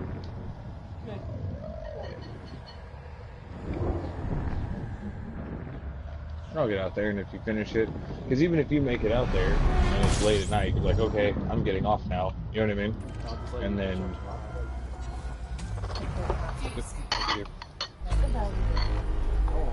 Actually, you know what? If I get there, if I have to wait for you at all, I can just go find materials. That actually works for me. You go, I don't even care. Whatever. I don't even care. I'll just go farm away for Frameshift drive charging. because I need to do that. Like, I don't need to do this, but I need materials. Like, I can't make any bullets. Like, SRV repair, negative. Like, I need to do that. Especially since I only brought one. Fucking stupid.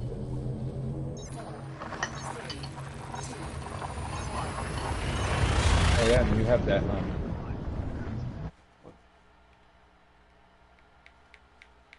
Yeah, that's what I mean. Like, once I start doing that shit, like, I'm gonna have to try to see if I can land like inside the perimeter of the base and then just like drop out so I don't risk damaging the SRV. So when you get out of the ship with the SRV, is it automatically going to bring those with you? No, I'd have to transfer them, but as soon as I transfer them, I should get damage.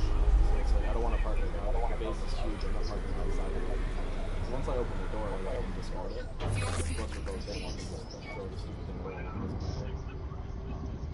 Because we can get out. Well, it'd probably be better to leave it by the door, too, in case, you know, it closes behind you or something, and you need it to open back up. I don't know.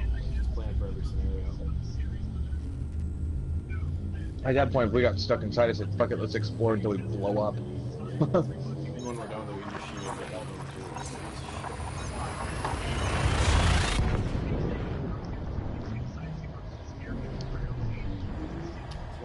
too. So as it stands right now, according to FDev, their little dev blog, no confirmed ships coming to Honey Park. Of course, No confirmed ships.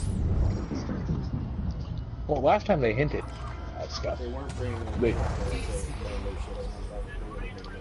They're not gonna say no ships confirmed and then not give us anything.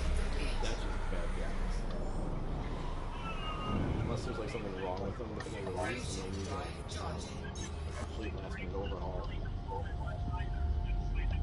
Yeah, but I trust them. We're gonna get ships. Or a ship at least. And if there was a ridiculously super hard mission that we'd have to undertake to get like a Thargoid ship, I say you and I instantly jump all over it. Like, yeah, I don't care about anything. I want to do this.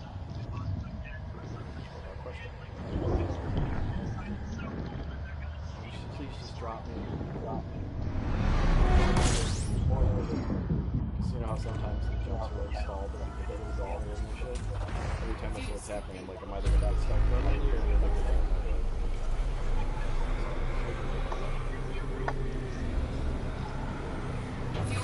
I told the guys on Discord about dolphin dicking today.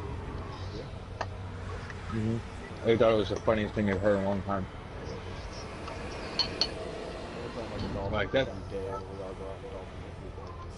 think the next CG we should do that. Just fuck with people. I'm down. Good stream. Frameshift drive charging. What the fuck is that bright ass white thing over there? What's that? What is that? Why is it so bright? You see it too, right? Yeah, that's What the fuck is that? crazy bright.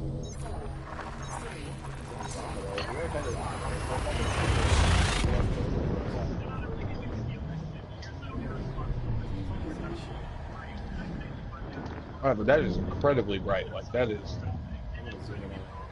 I think it just looks like but what would happen to both of us?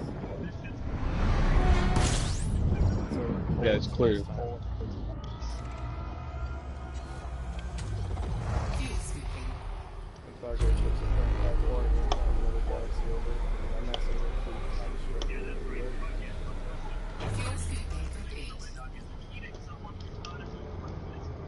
Well, to our understanding, they're already here.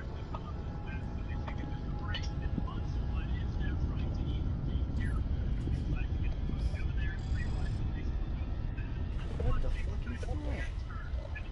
Dude, I don't know. The question is... It looks like a cluster of stars.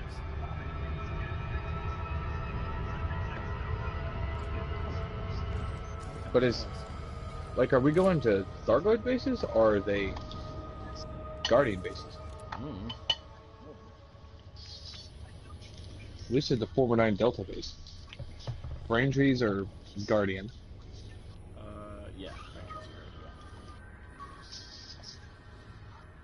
And Formidine Stargoid, right? Or is Formidine not Stargoid? I don't know. They just said the 419 Delta base has been located. Who the fuck found that? As we're looking, it's around this path somewhere. What the fuck are we You gotta be a hardcore fucking explorer, no? That we find shit like that. For what? Formidine base? Who found? Unless it Who was found the somebody 419 Delta base? new from a dev, or I think the devs leak info sometimes. I cannot explain to you what that thing is. That I'm thinking like maybe like the Soul Nebula, but without the cloud around it, because it does look like just a cluster of stars. It might be Andromeda. I can't tell which way I'm facing. Like as you're hitting your next system, like is it? Ah shit! There's no way to find yourself right. Damn you, space. Well, you can see heart and soul, kinda. Yeah, you can. That's. I want to know what that is. Dude, if it gets bigger as we approach, I'm fucking going for it. Looks like a no, it's behind the nebula. What is that? What the? It looks like You an can eagle. see it through the nebula, though. I know. It looks. I don't know. Maybe it's just like not rendering right. For both of us?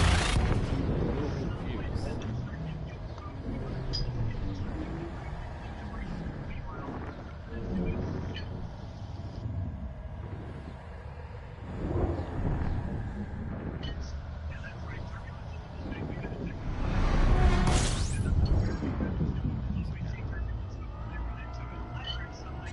And you can see it like when you're right next to the sun, also. So it's like really, really, really bright. And most objects you can't see if they're out of the sun. Yeah, because it's like total Dude, I light think saturation. we should just. Dude, I want to know what that is. Frameshift drive charging.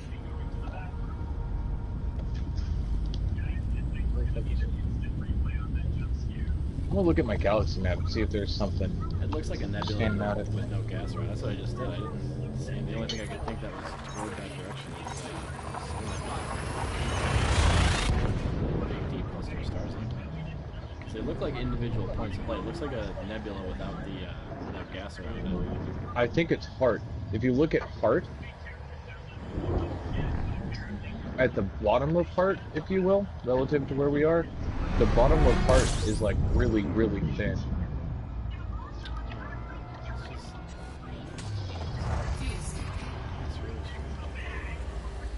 We're gonna pass by heart and soul. It's gonna be really interesting. It's bigger, isn't it? You're closer to me. Frameshift drive charging. Oh shit, I forgot to message this guy back. I think it's heart. How do you spell Formidine? F-O-R?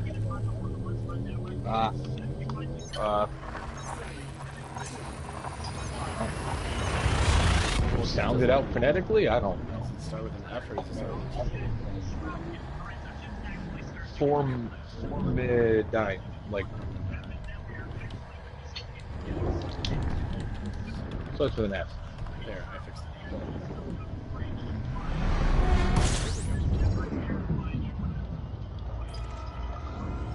Broke your shit. Or you're gonna get hyper dick. No, it keeps freaking me out. They're doing it on purpose. It's that thingy. Complete. Where's... I just want to see Andromeda so that I know it's not, like, just rendering wrong. I thought it was Andromeda at first. It's way too bright. I think that's that's Orion. What is that It's thing? Andromeda. That's not Andromeda. You can see it while in hyperspace. It looks like an eagle. It's a nebula. There's gas around it. It's like red gas. It's got to be heart, because if you look at the galaxy map under heart, like the bottom of heart, it's really clear, like very thin gas, and like red kind of surrounding it. Yeah. Would it be really cool, and I had this thought before, actually, when we were doing CIA trip, is because I wanted to know if I was in the exact direction of Sega, like as we were approaching it. So I was like, if you go to the galaxy map, I feel like whatever direction you're pointing in space, there should be like a thin line, like a red line that comes out of your ship that goes like infinitely, so you can like look further down the line and like see what it's bisecting and see what you're looking at. I think that'd be really cool. That way, like, if that nebula, you can just look and immediately know.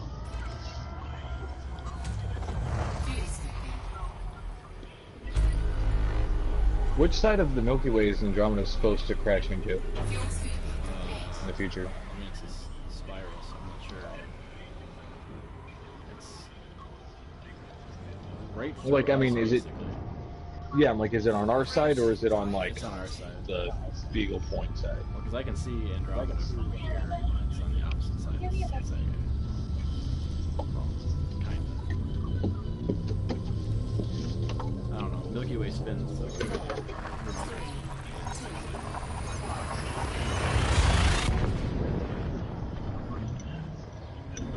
That would be like the end of what we know for a while. for a while. Well, yeah, eventually something will recover, right? Dude, we're gonna completely waste the Earth before, like, billions of years before that No. happens. We're gonna save it.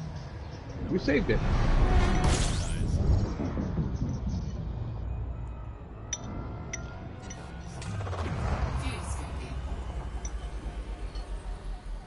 I'm gonna play the ignoramus.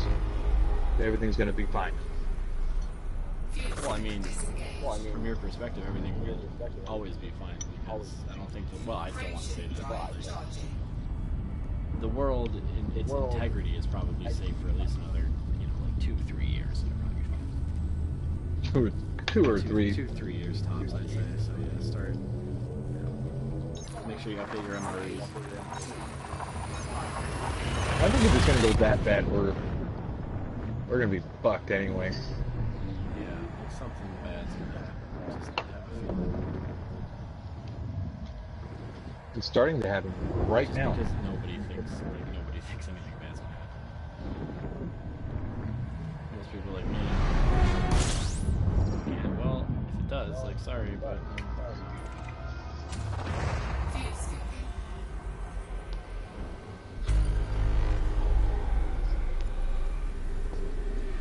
It just seems like stupid to not prepare for different sorts of eventualities or outcomes because It's gonna come in a form of our an survival economic as a collapse, species not has a- been predicated on preparation. Like, if we weren't able to think ahead and prepare for things, like, human beings would have ceased to exist millions of years ago.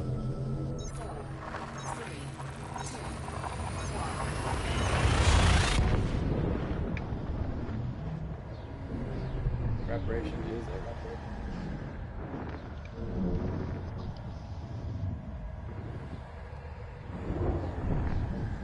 So I have a unique opportunity potentially here in the nearest future. That's interesting. A friend of mine, one of his friends, her grandfather died somewhat recently, and he lived in Idaho on like 100 acres or something like that, 150 acres. Anyway, he was a big prepper, and he buried sea crates, food, rations, fuel, weapons, ammo. He's a prepper, right? Anyway, he died and had only told his son about one of like 8 caches he has spread across his property or something like that. Okay. And he died, and no one knows where it is. And we have an opportunity to be, me and my friend and his female like friend, companion, whatever. So we have an opportunity to be the first people to go look for him. Nice. And we get a percentage of where we find. His son has no interest in digging up the weapons, but he wants to sell the property. So it would be irresponsible to sell that land, knowing there are weapons buried on it. What do you think? I mean, it's irresponsible. It could be unstable. It could be. Yeah. We don't know who's gonna buy the land next. Right. You know what I mean? Like, What if we have an isolated takes over the world with them? Like, think ahead, bro. okay, I don't know if it's going that bad. I mean, I guess we will have another ice age. That'll happen. But Maybe, unless we incinerate all the atmosphere first, which is actually more likely. I do think it's really entertaining though, because there's a volcano out there that's been erupting for like the last 150 years or something, just continuously. that puts more of the carbon monoxides and all the stuff that we put in the atmosphere with our factories and shit. It puts more out in a day, one day, than mankind has put in the atmosphere in its entirety of our time on Earth.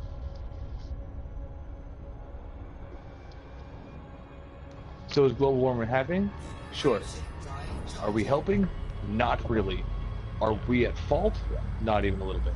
You know what I mean? Like, it's nature just being nature. It's... Yeah. Like, it's happening.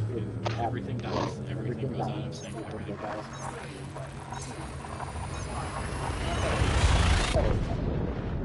It's not going to die in our lifetime. We'll be long gone. Like, something really horrible would have to happen. Every nuclear missile on the Earth is repeatedly be run off at once. Yeah, that'd do it. But outside that, or we get hit by like a meteor or like a comet that's moving so fast we can't even see it right now. Kind of thing. I just watched a little cool video from NASA about their plans for like impact objects in different ways. One is to crash more or less a spacecraft into the body and push it out of the way. We'd have to launch it in a significant amount of time for it to slowly push, you know what I mean, push it out of the way. There is the blow it the fuck up. I imagine that was proposed by Americans. And there was another one. It was what was it? I don't remember what the other one was. There was like 3 plans, but NASA's not tracking anything that's in our path currently. We can't see anything that's currently in our path. So we're safe for Yeah, but they could find it tomorrow. Our sensors or when they launch inside, that we can only see so far. and they're like, oh shit, like by the way, there's something that's headed at us so fast that we didn't even detect its light yet. And it looks like it'll be here in like 10 years, so. Yeah, we have 10 years to live or figure out a plan to fix this. Yep. SpaceX would just... Oh my god, can you imagine the way the fucking world would probably disintegrate? if we Right. found that out? Like, oh my Right, God, everywhere. Or governments would collapse, people would start getting murdered, there'd be looting for some reason. Like, yeah, because you're gonna... So hard. In America, it'd be anarchy. Nobody would know what to do. Well, we can go to our safe spaces and talk about it, and maybe we can use our feelings to save the world. Should be fine.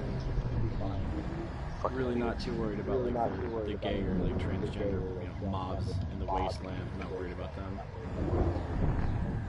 You may have to teach me a thing or two about fashion.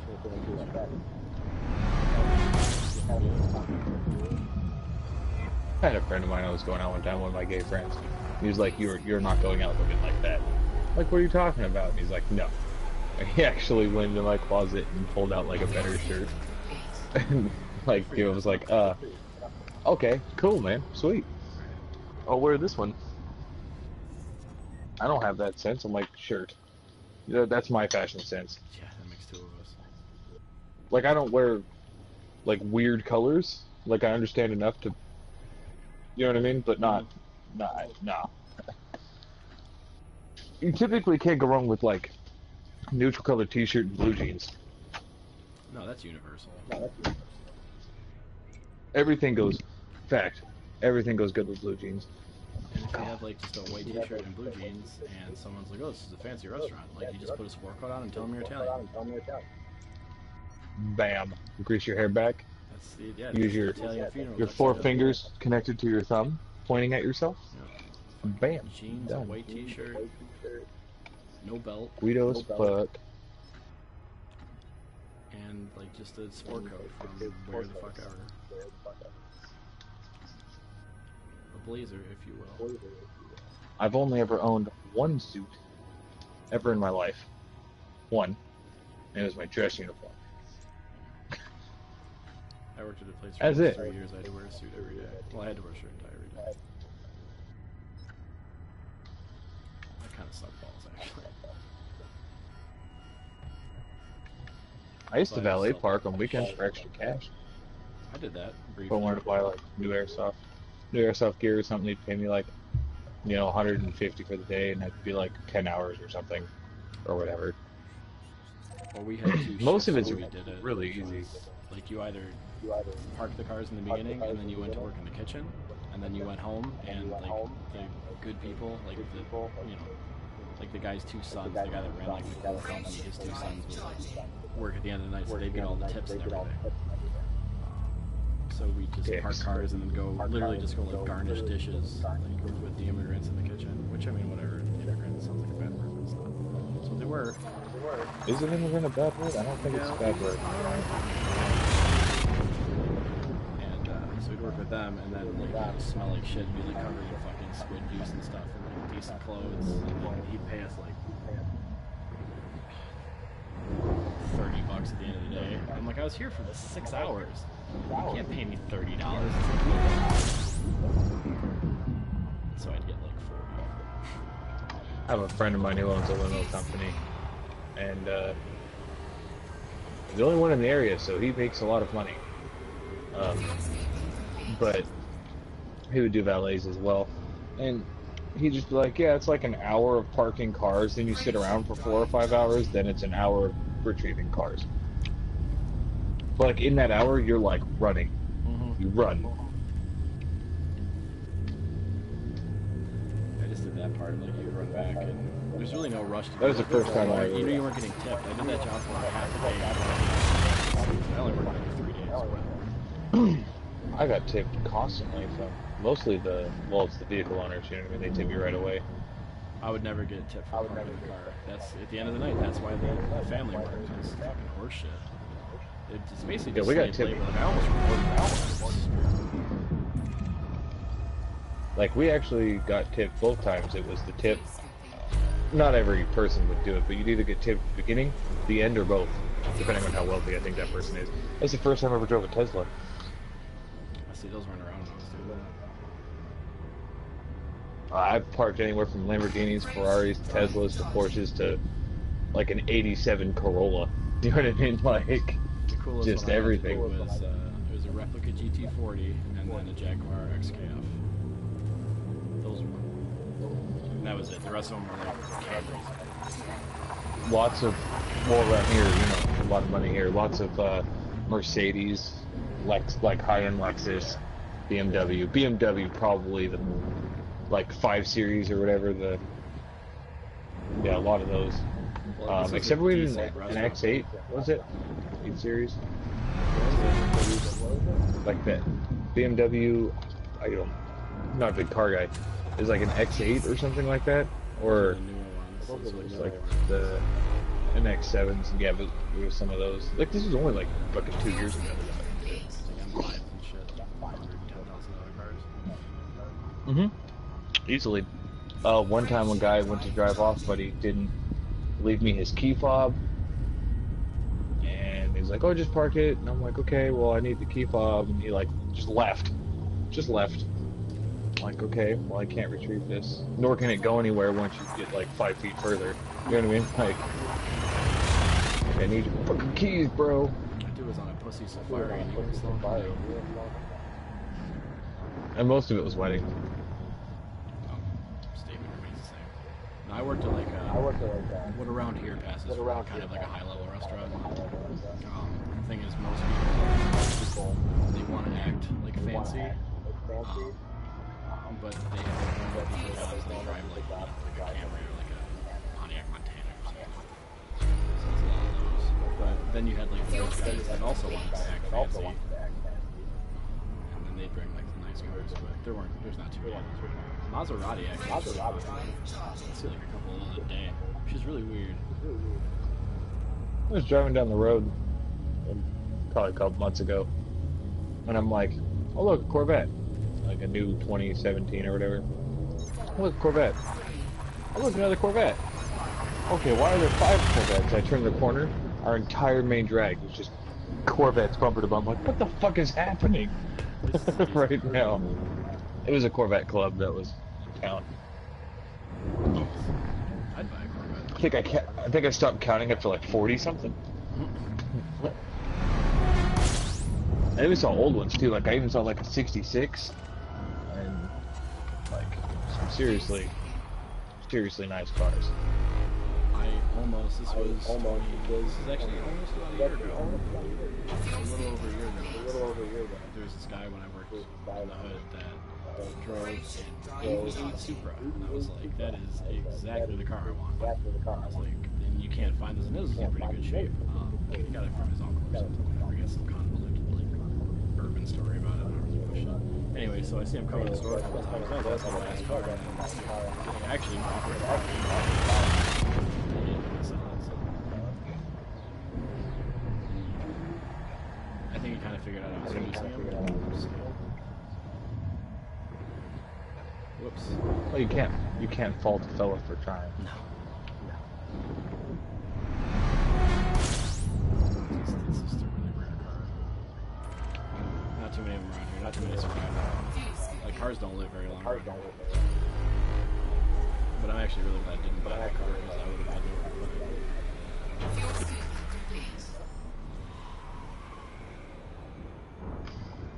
Plotting my next route.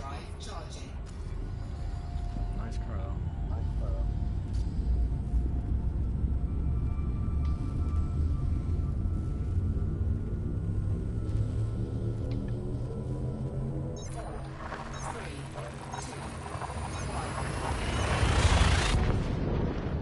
Well, I need to make sure I can just fuck that, because I'm looking in a weird direction now. That's cool. Yeah, no, I mean that's yeah, I like it. That's for me.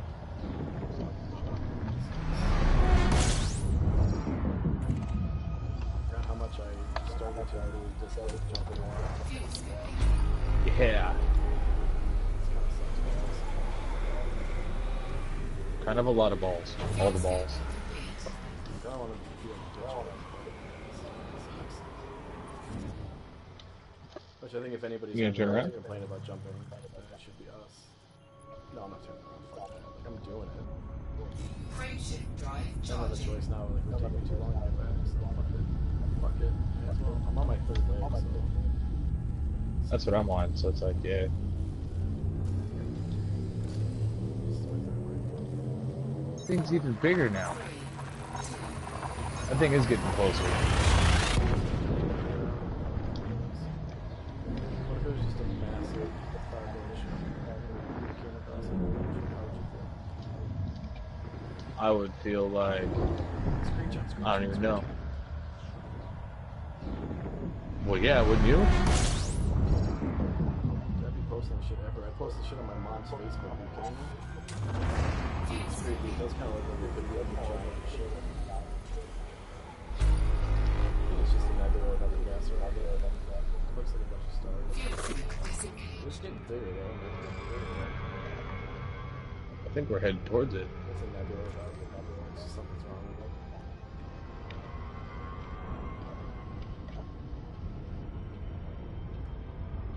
Is that one out there? There's this one.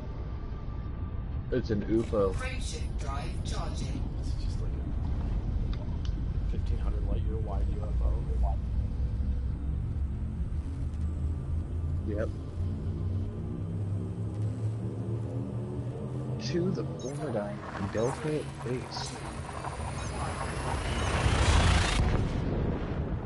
On our way back, we might as well find out where we need data turn in at wherever Dark Echo needs some data. Yeah, I'm fine with that. I got stuff like that. It's like a good distance.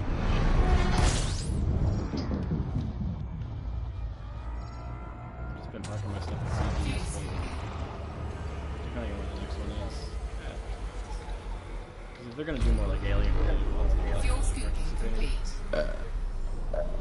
Or if there's somewhere cool.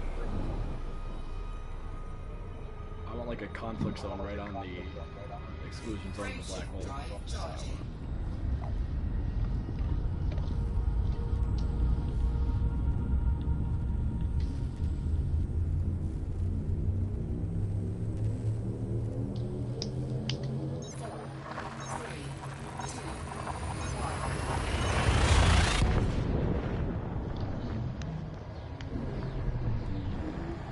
You honking them all? Honk, honk, honk. Yep. I may forgot that. I'm not that worried about it. It's so automatic now, I don't even think about it. I thought about just getting a rubber band and hold the left trigger down on my controller. Just honk forever. I'm just gonna hold the button down and see what happens. See if it starts up right out of supercars. Yeah, it starts up automatically. Hello. That's fantastic. Drive charging. Alright, I'm holding the button.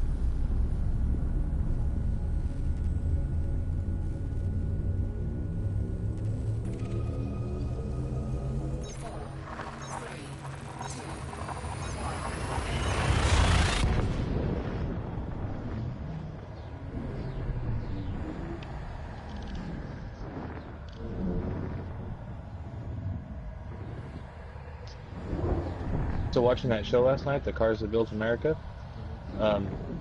when the Dodge brothers left Ford,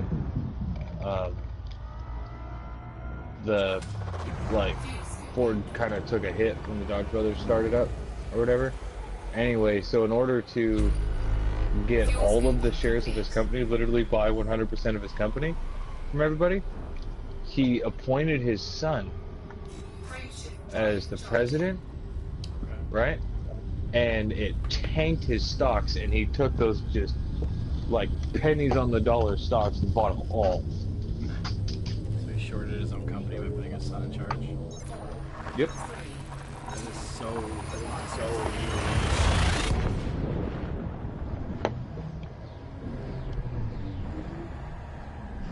Before shorting stocks was a crime. It's probably because of something like that Oh yeah, I wouldn't be surprised Or if maybe- that's directly related. It's like that asshole law. Fuel skipping. yeah, but he just plummeted his own stocks for putting his son in charge and then bought them all up, and then had his son step down and he took back over. Frameshift drive charging. Like cutthroat as fuck. Right? It's creative though.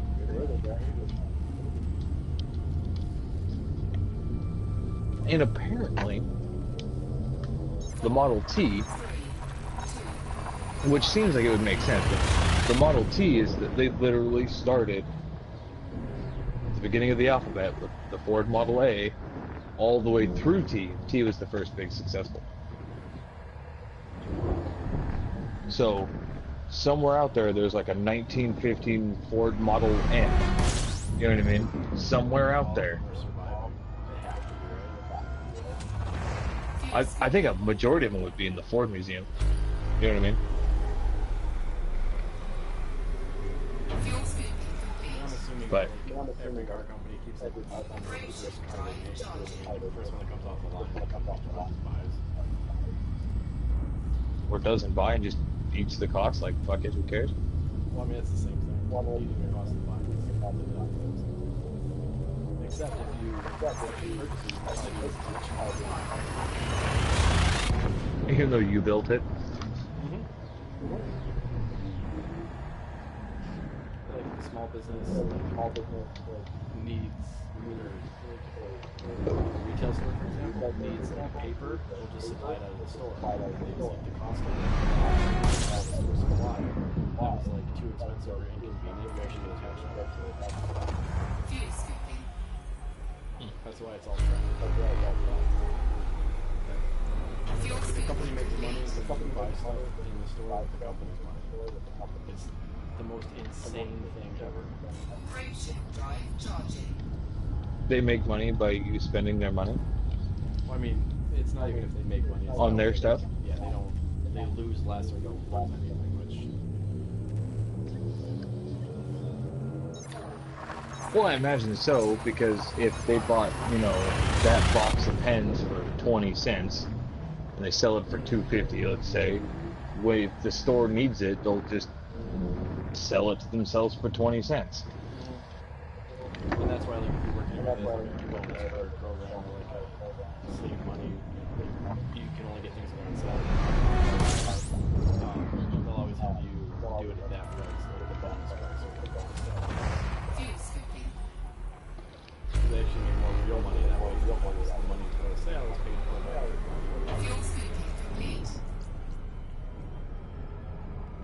whoever it is that has their items on sale.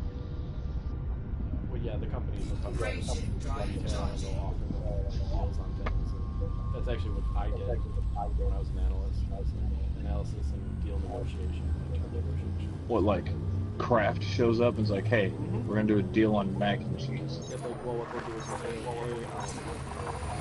basically,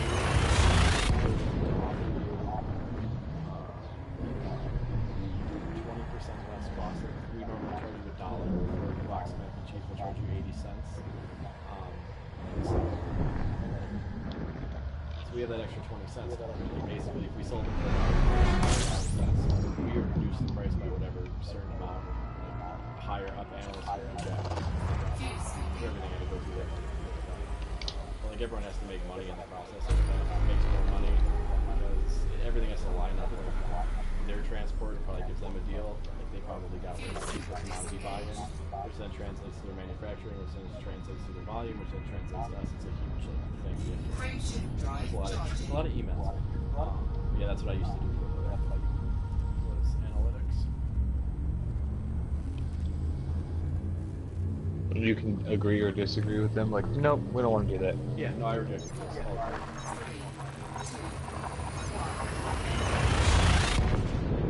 Because when that company signs a distribution contract or a retail contract with the retailer, so they sign the contract with us, it would stipulate in there, one of the first things is like the minimum that we need to make on any sale involving the product is like, it has to be a net gain of an extra 4% or something.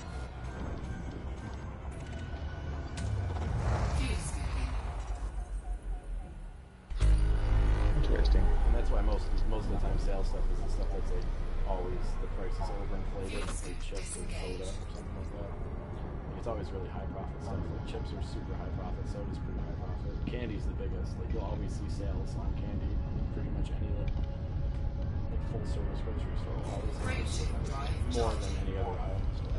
You make the most of it. Usually depends on the store where you are. I think if you were to, at the rate which we purchase items, right? Like, so if I buy a chocolate bar, whatever, or let's just use the bean. Let's use the actual chocolate bean, right? Or whatever it is. Is it a bean? I think it's pretty sure it's a bean, cocoa bean. So we, yeah. So anyway, let's say a cocoa bean. Okay, you know, it's like if I buy it from the grocery store, I'll pay, I don't know, $5 a pound.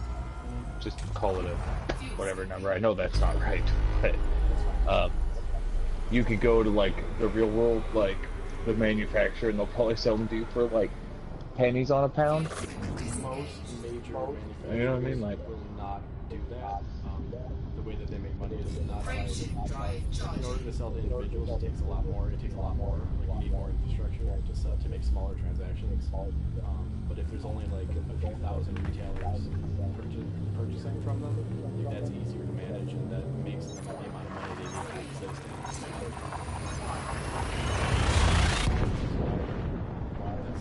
That's the split between the commodities market and the manufacturing process of retailers.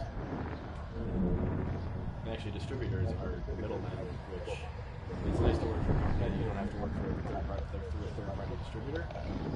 It's nice to be able to you wind up interacting with it a lot because your average grocery warehouse nowadays has to hold on hand like usually about like 500,000 different items. And so when you work for third-party distribution, you usually have like ridiculous Teamster contracts with like Kraft and Nabisco. You have to deal with them and then like bring stuff in temporarily. And I didn't work in a warehouse anymore, so I don't really know that side of it very well. But that's a whole fucking ridiculous process. It's like being an air traffic controller. Like there are people that are like in a window room making like it's crazy. yeah, I guess if you're working for like a big hub for like a major region or something. Yep. Which ours was, we only had one distribution hub for, at that point it was like 127 stores. Which it used Big to be warehouse. 70, and then they bought out a company in Southern Pennsylvania. Expanded. Bought like 60 some odd stores. They thought they were going out of business, so they liquidated their assets for some other reason. Because the company posted losses like for the previous 5 years and just bought a fucking company. Ridiculous.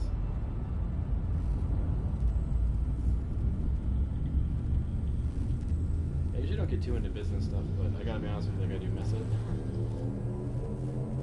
Like, I spent a lot of time learning how to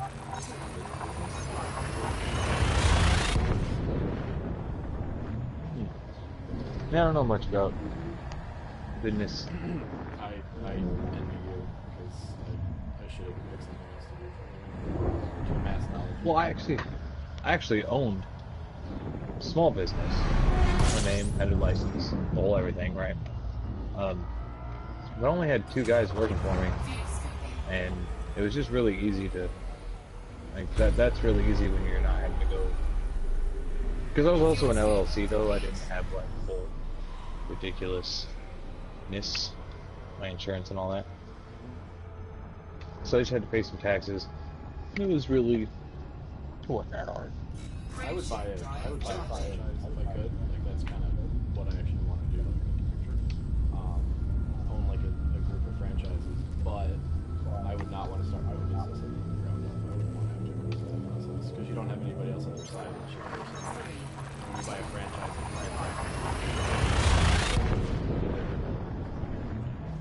all their technological infrastructure. Well, yeah, because if you bought like a McDonald's, you have to be up to par with all the other McDonald's. Well, yeah, I mean, it comes set up. It's a McDonald's. Like, that's a cookie cutter. So, like, I would gladly do that because that's easy to understand. Handbooks and stuff like it's regular small businesses and exactly like that. Like, I would respect the people that own their own shit, even like small businesses. Ridiculous. I've That's actually. really my area.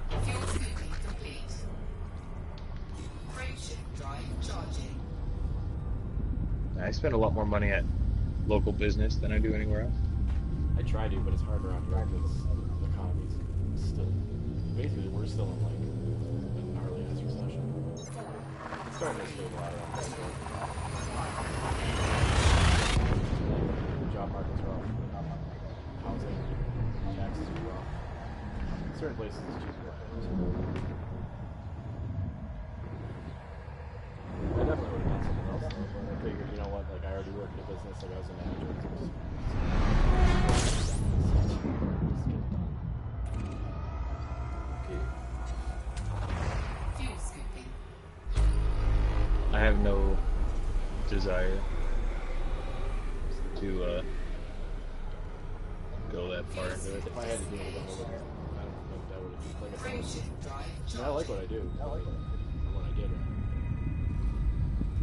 I also told myself, like, as soon as like Walmart and another company around me, and as soon as there's like apps for people like to deliver your grocery store, like the groceries to you, using local companies, I'm like, I'm not working for it. I heard about that like a year ago. Like, God, stop it.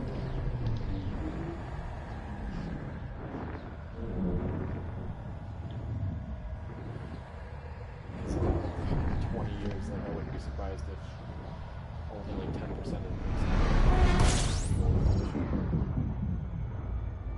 It's all just gonna be fucking Amazon. Fuel scooping. Well, grocery stores aren't going anywhere. They might. Fuel scooping complete. At the increased They're cost not gonna go of. away, but they'll be you know able what to I have less of them. Approaching drive Once Amazon charging. takes over the entire world, which they will, that's going to be our umbrella corporation. That's my prediction almost. That's our umbrella corporation. Like, of course, there's always going to be grocery stores. There's always going to be like, you know, used car lots. There's always going to be that shit. Need as many.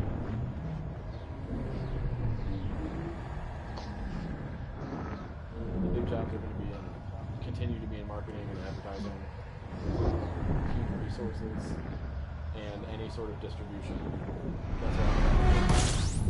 Basically, the job that I'm going for, well, one of the jobs, I haven't decided, the warehouse job, is safety inspector, so I'll have a Yeah, where? I have warehouse experience. That's good. That's good. That's good. Yeah, it's more and more and more of that guaranteed. Next to my commander, I'd actually signed for. Are you talking about military? You're talking about military warehousing experience? They run virtually the same. There's a slight protocol differences. The military takes less steps and still achieves the same effect. But civilians aren't going to catch on to that because if they cut out those 2 extra steps, it's like 6 jobs that are gone. You know what I mean? It's Like, not even that, but it's just it's a different. I'm assuming it's probably gonna be a different product flow, a different volume flow. Like, for retailers, a little bit. yeah. So, Like your storage is different. but There's more. There's probably more to deal with.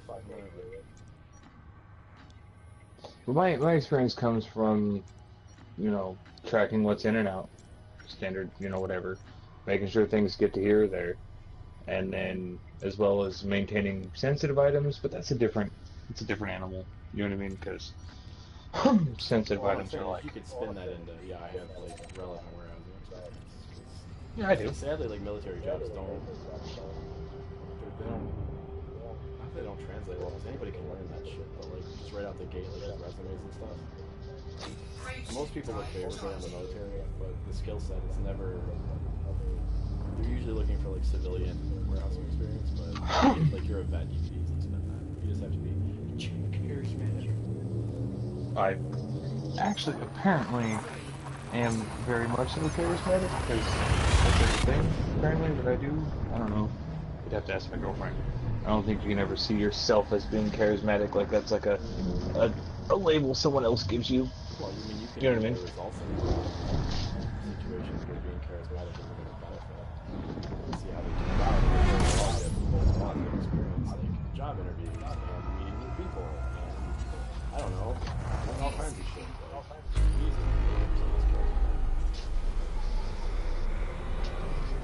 Well, I don't know if charisma played a factor in.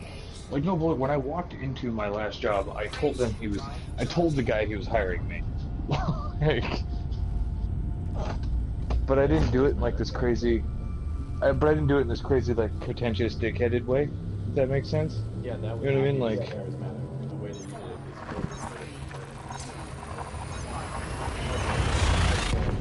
is okay, I heard you guys were looking for somebody.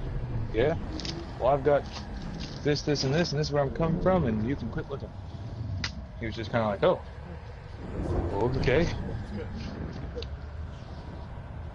Just walked in like I was already hired, basically. There's a confidence level in there, too, I think, charisma and the way you talk, and then there's also the way you carry yourself, too, is important.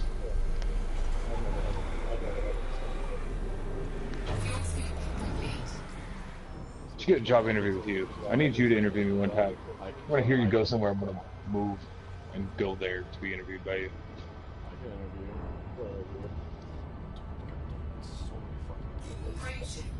I'd have to have a thing, because I also gain knowledge before I go to an interview.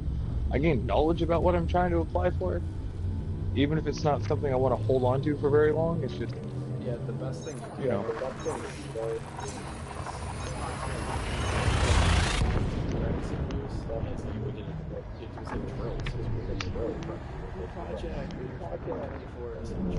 Anyway, we partner up with somebody, and we did this actually when I was in Boston for interviewing practice, and you would interview for a job, and you would have to kind of bullshit for it, but not really bullshit, massage and make your experience irrelevant. I did that once in an interview-ish kind of thing, where some guy, I was applying for an ag center, like a local feed and grain place, right? Working as a yard guy, and he was like, okay, so if I ask for this specific thing, do you know where it is, or like how much, or how it works, or whatever the case, like what is this product, what, how does it work, or whatever. And I told him, I was like, well, I was like, I don't know, said something like, unfortunately I don't have that answer, but if you give me a couple of minutes, I'll return. You know what I mean, or whatever. And I went out and found the answer. And apparently that's like a correct thing to do. If you don't know the answer, go fucking find it. Yeah, just ask guys or consult something. Ask either like a computer or ask people. Don't ever not ask questions. And then when I did, because I don't know, I'll go and learn everything I can about it. Well, everything I need to know about it.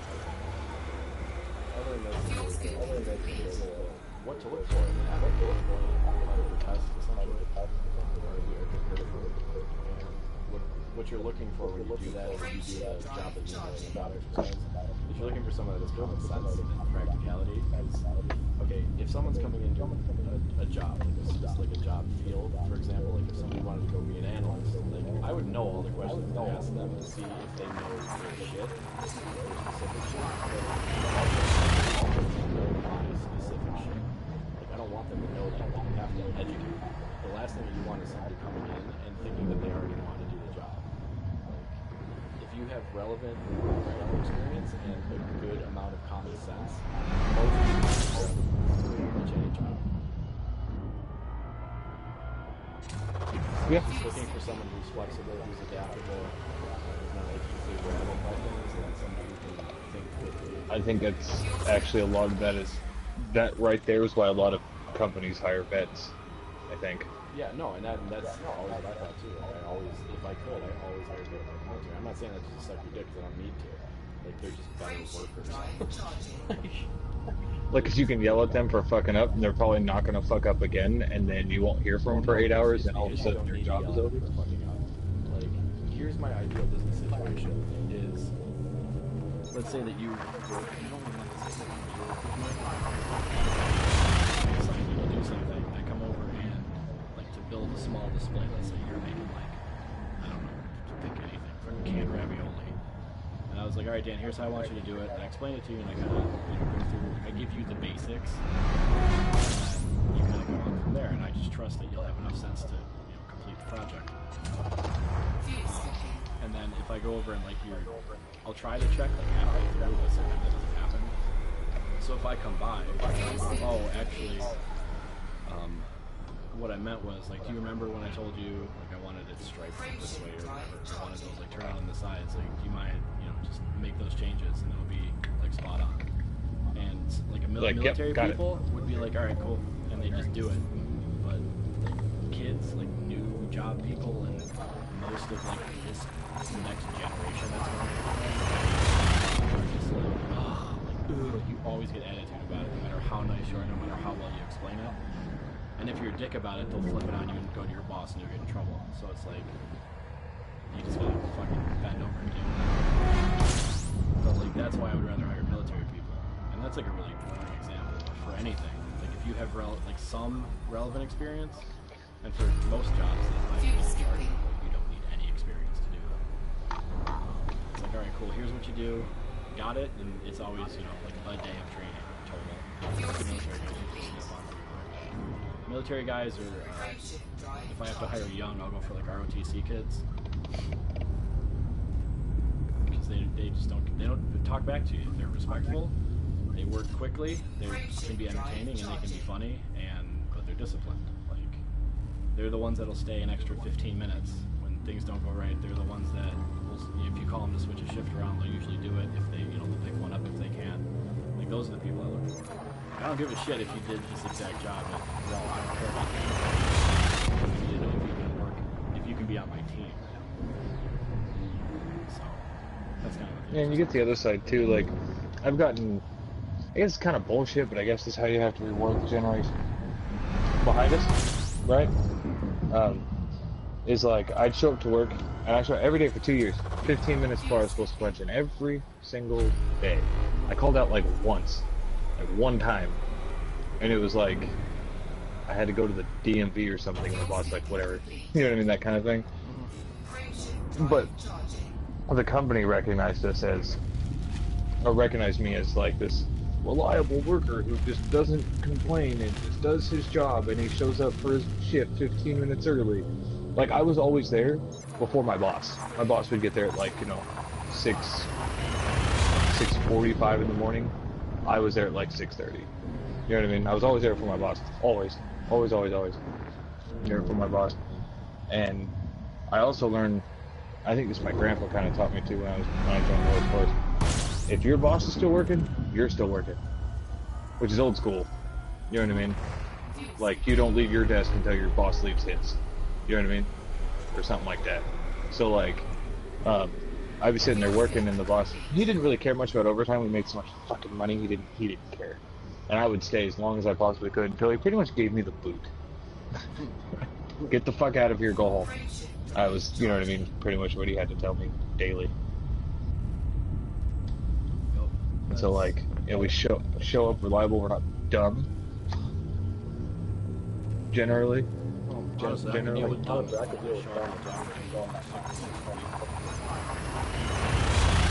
You actually work. Even if you're slow, or even if you fuck things up a lot, as long as you're moving your feet, like I can really give a shit. Like I can work with that.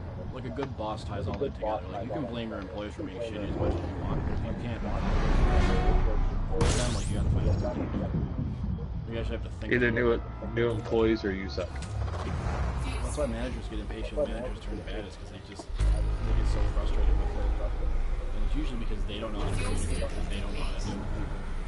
They're lacking the skills needed to do their job, and not like, you know, the experience, but the actual social skills and managerial skills to do the job properly. Not that I'm always perfect, but I have a pretty fucking good track record.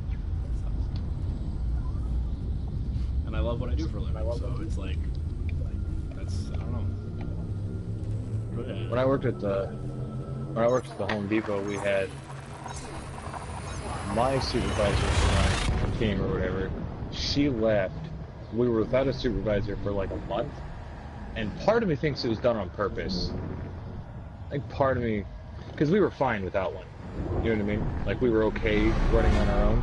But I think because the big boss for that month was almost acting like our supervisor, the whole overall store manager, but not really. Like she just drop in randomly, which she never did when we had one. And after that 30 days, she pulled me into her office and gave me that position. There was another lady who was there for 10 years, didn't get it. And I got it, you know, yeah, you're not, after that's not 3 months. It's their company, they can do whatever they want, but like that's a really shitty way to like vet somebody for leadership, because you're not getting paid anymore. Unless they want to like retro pay you for the time you're like a supervisor.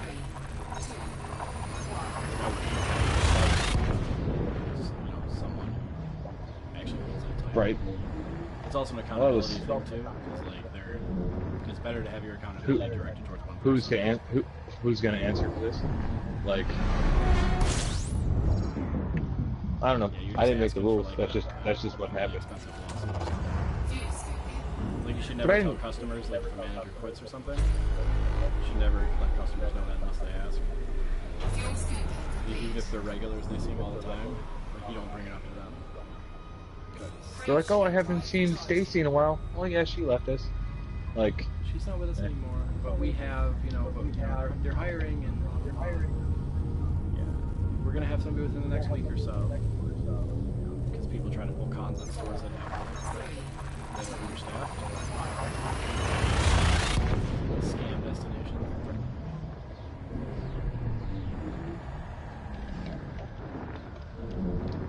Like there needs to be an authority like within that. Especially it's more for customers.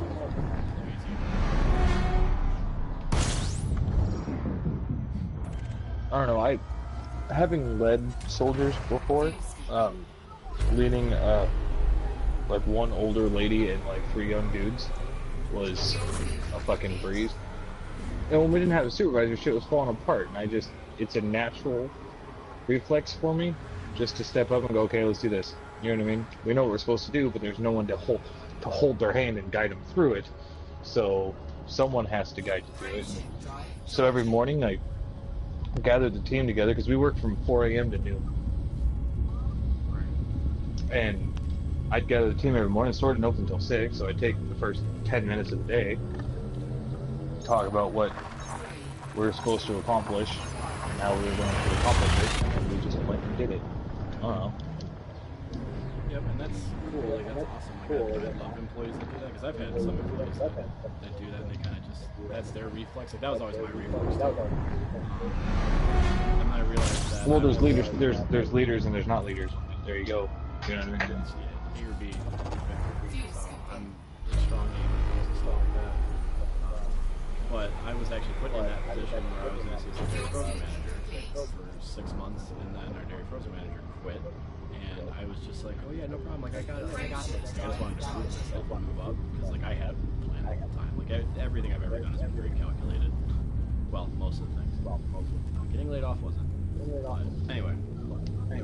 So I was like, yeah, I'll do it totally, and then I realized about like 2 months later, I'm like, I've been doing this huge job, and I haven't been promoted to the job yet. They're still like looking for someone to fill that position. And I was like, hey, is there a policy for like retro pay? And they were like, oh, well, you'd have to consult the union. Consulted the union, and I was like, there is a policy for that, like for like if you have to take over as a supervisor, or if you're asked to perform the duties of a supervisor for a certain amount of time. If you're acting, if you're acting supervisor or something, so they gotta pay you. Paid for that, but like I'll never do that again. Like I'll never do a job unless, like, if you want me to basically, if you want me to run this like in the world that I have existed in, it's you need to pay me the correct wage, because I'm not. Basically, what I'm doing is I'm taking on more responsibility and more headache for no more dollars, or for slightly more dollars. So it's like, give me the position, I want the title, and I want the money, or I'm not doing it. We're gonna have to scramble and find something. I think it's actually kind of funny how you can kind of push more like that too. You can walk up to them if you're doing something like, I want the title and the money. Like, what's going on here? I can. Yeah, and sometimes they'll do it. Take a hike. They'll be like, yeah, you don't tell us what we're gonna do, so fine. Like I've seen that happen before too. Like I've seen that backfire on one time. But this guy was. But I think if not you're as good as he thought he was, and he basically told them like, listen, like if you're gonna give this position to somebody else, it was like a produce manager job. Like I'm just gonna walk out, and they were like, well, you're not getting the job. Are you gonna walk out? And I was like, well, and they're like, you're fired. Like, bye. Like you don't get to do that. Like that's like, because telling a superior what they're gonna do, like a decision they're gonna make, is technically insubordination. Like you can't do that. So they fired him for insubordination, which thank God, because he needed to go. Yeah, I know the. Well, I know. But it's like most of it. It's just smart. You just explain it like a business person. Like, listen, like this is, I'm in business for myself. Like you have to, like, I'm compensating you by you compensating me, and I think it works both ways. Or just tell you no, go fuck yourself, and you're like, all right, and you just keep doing less work and let someone else do it. Just go back to doing only your job duties. But like that's the thing people understand about getting, like, how to get promoted. Is that's the way that you have to approach it. Like if you want to do it quickly, people think that like just grinding is going to get you, like it would get you promoted. But would you rather do Empire rank at Quince, or would you rather go to Cubeo and drive 10,000 light seconds every time and have it take 10 times longer? Like, take the advantages. I think with that whole too, like going there and demanding the title and the thing, you have to do it tactfully. I think it's where the charisma comes in again. Yeah, you know no, what I mean? don't be an Going idiot in and try to and- do that. Like, kind of know what you're going to say ahead of time. And just ask, like, you don't have to demand. Just asking a question goes a lot further. Like, hey, I'm just wondering, like, have you guys made a decision on this yet? Because I'd really like to do this job, but I want the title. Like, I want that to be my occupation. Like, I'm trying to move up. Then again, I can only speak from, the kind of environments I've worked in, and that's usually so. Like I said, I'm good at what I do. I'm really good at it. I got fired from the Home Depot. Which, dude, fucking stupid place to fucking work anyway. I was gonna say, doesn't it suck? Way overworked for not enough money. Anyway, I had my 3 sick days a year or whatever, right? These are like no questions asked. Anything after that, it's like requires doctor's notes. You know what I mean? Like, so I had my 3 a year, It said I had 24 hours on my little time card in the beginning of how much, you know, paid time off or whatever that I get. So I took over that like 2 year or year and a half or some shit. I took all 3. That's a job I kind of fucked off anyway. It was like $400 over 2 weeks. Like I didn't give a shit. You know what I mean? But anyway, I'd use those times and you can accrue other ones like later on down the road. So anyway, it said I had 4 hours of time, and I was only scheduled to work a 4-hour day that day. So my time card thing said I had 4 hours. So I was like, hey, I'm not gonna make it in. Blah. Yeah. I said, okay, no problem. Anyway, they call me in like a week later, and they're like, hey, we need to talk. I'm like, okay, why? They're like, so you took these 4 hours, and you were scheduled for an 8-hour day. I had my actual old schedule, because we have it on my phone. I said, no, this is the day I took off. This is my 4 to 8 a.m. You know, was my schedule. Or whatever. And they're like, oh, no. See, we had moved you to work a 4 to noon or something else like that. You didn't have the time off, and you called out that day, so therefore you got a no-call, no-show, or some bullshit, like not having time to cam. And I'm like, so you changed the schedule without letting me know. I took the 4 hours that I had, but I got a no-call, no-show for 4 of those hours, and now I don't have a job. Yeah, well, that's like if stores are always required to post schedules by a certain time. Not required, it's like a guideline thing, but like when I was, it was Mondays, or I'm sorry, that's no, that store started on Mondays. And my policy was the schedule had to be posted on the board. That was the final schedule by Friday at noon. That way, like most people didn't like recall for your schedule. I just give you your schedule. But it was their responsibility to like keep up with that. And I actually had to fire someone for that who no call no show because they didn't check to make sure the schedule was updated. I'm like, I told you this. Like, I made them sign a document that said this. Like, I can change it up to, if it's noon on Friday, I can change that up to 11:59 a.m. Like that's my right. Like I give you like 2.5 days. Like that's ample time. But he was also like a colleague. He'd burn me. Most of the time though, like if it's like the first time you've done that, they should just be a slap on the wrist. Like it's just stupid to be that much of a stickler about it. Like, especially if you never had a problem before, like that's like I'm not saying that you should get fired. I don't think you should get fired if it was your first time, you know, like your first offense. Like I wouldn't have. Yeah. But so I go in the room and there's 2 of the assistant managers. The store manager's nowhere to be found. I guess the assistant manager's gonna can me, whatever. Big boss can't be bothered, I guess. Even though Big Boss made the decision, I'm like, you know what, if you're gonna make the choice, you fucking do it yourself, but that's just my own opinion. Anyway, it was 2 of them, and I'm like, I sat down, like, well, this can't be good, why is there 2? And he was like, okay, because last time we did this, someone threw a chair at me, or something like that, and I'm like, so, what the hell is about to happen? Anyway, so apparently, because one of the managers was attacked upon firing somebody one time. Anyway, so he was like, well, we're gonna have to let you go. I'm like, okay. He's like, really? That's it? I'm like, what? I actually asked him too, I'm like, am I supposed to freak out now, or not really anything I can do about it, I guess. You've already made up your mind. And then I got up and I went to shake his hand. When I went to shake his hand, he flinched. I'm like, why? Like, well, thanks. Yes. My favorite is when you have to fire a girl, and almost every, I have to believe, like, every corporate entity in America, at least, like, a licensed corporation, like, if you're going to fire a female as a guy, you have to have another female. The problem was, there were, like, my staff wasn't all female, and I only had, like, 16 people at that store. So, like, I had, like, almost, like, 7 dudes, supposed to be 3 dudes, and but that day, like, it was her and then, like, 2 other dudes scheduled. I didn't know I was going to have to fire her. And so I was like, oh, shit. So I actually had to put it off, and she wound up, like, getting another paycheck because of that, and I got fucking chewed out.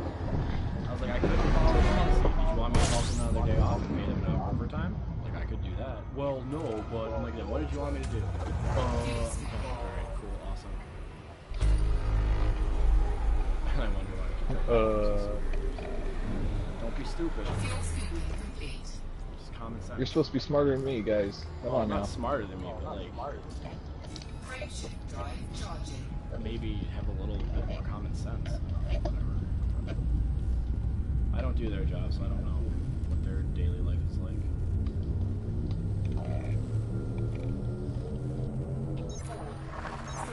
All I know is that our regional manager was so bad, that I wound up going through in like the, I think I only worked there for like 9 or 10 months. 10 months. I went through 3 district managers. Like, I never even met the last one. Never even met him. Like he had started like 2 days before. I quit like on Wednesday. So Fuel scooping. Fuel scooping complete. I just fucking love that shit. I told Trader, I was Yeah, like, they're I'll not start coming. tomorrow.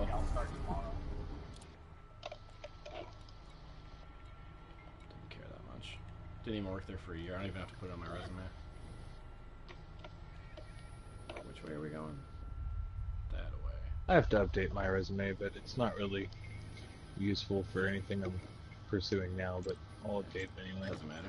Just have like a general purpose one.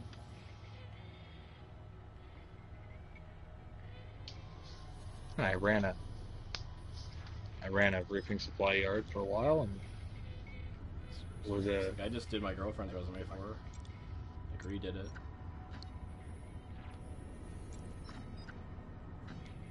She hasn't applied for any jobs yet, but when she does, I'm interested to see how that pans out. Because I saw the one that she made, and I was like, oh, brother. I got really lucky too with how I left my last job because of the injury.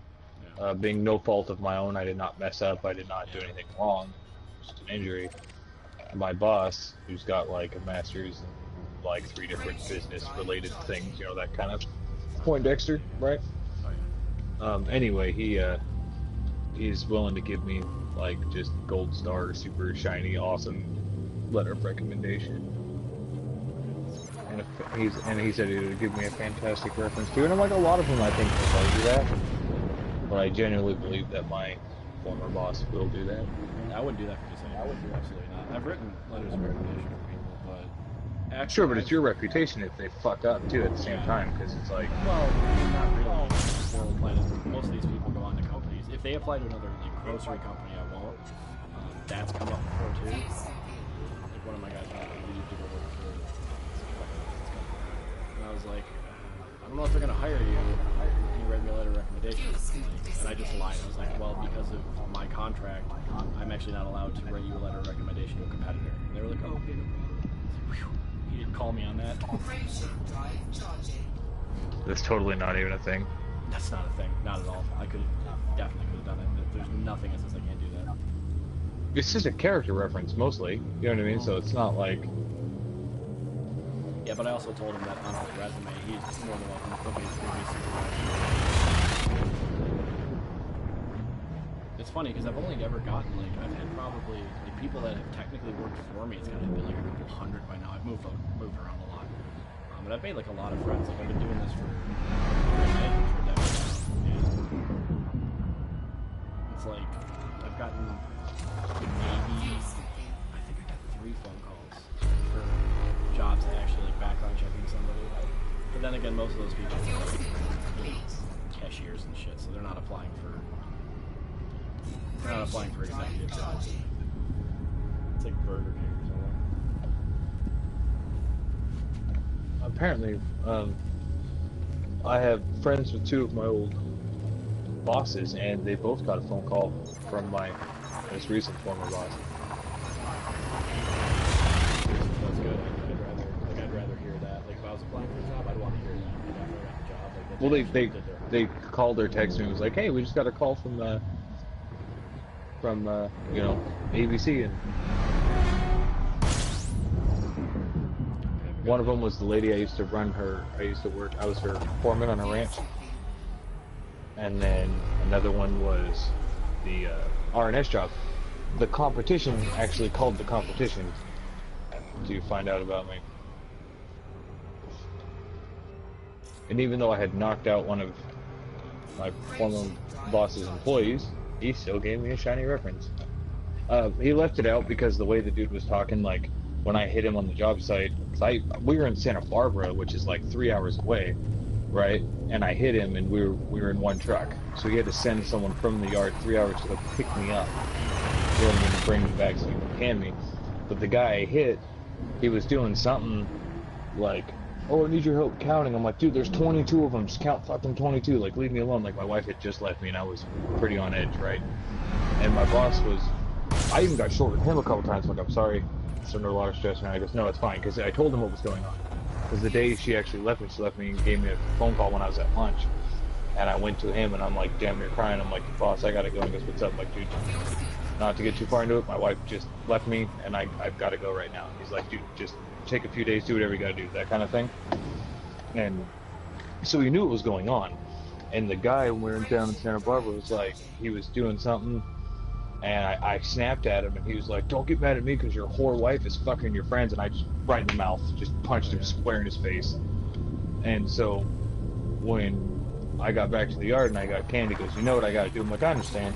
He goes, "I am so sorry, but I don't have a choice." You know what I mean? Like, it's not optional. You gotta go. He's like, I got him to, because he apparently, the other guy was gonna press assault charges when the boss talked him out of it. And so he left the reason why I left out. Like the personal reasons. That was basically what he said. Basically, just left out the fact that I had punched out another employee, but just given the circumstances. Stuff like that, like personal reasons, is actually like a lot more.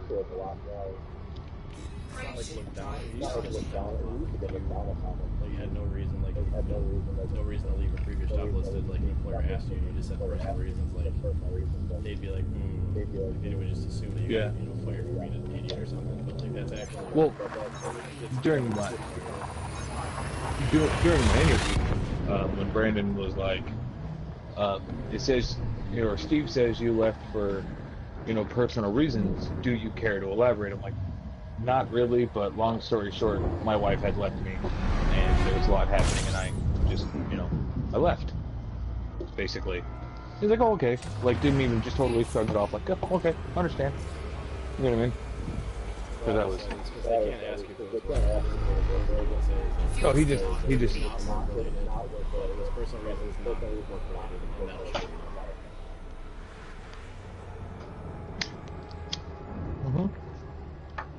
Also, a new rule had gone out that same year too. When I had put, like, on the application, it asked, like, "Are you prior service or currently serving in the Guard or Reserve?" Right? And I checked the yes box as I do whenever I apply, and they have that question. You know what I mean? Because it can't hurt you. You know what I'm saying? They can no longer ask. You can leave it blank. You are an active or former service member. Like if you were ever regular Army, you're supposed to put that on your application. Yeah, and I did. But anyway, they can no longer ask you about your military service. That's the thing. I was always thought that you should. Military service. What branch? Cool, thanks. You know what I mean? Yeah. Basically, yeah. Because that's going to show up if you do a background on them anyway. And most people will tell you. I don't have a problem. He didn't ask me anything about it. He did one time, like, I'll know that, like, why do they have a problem with it? Like, I have to kind of weigh that. Like, some months down the line, he was like, "Hey, you got any?" He's like, "You do anything cool while you're in the army or whatever?" You know what I mean? But he didn't. They never asked, like. He really hesitantly one time goes, "Did you deploy or anything?" Like, real hesitant. I'm like, I was like, "No," but we had gotten to know each other pretty well, and it didn't bother me. But as far as a professional level, you're not supposed to.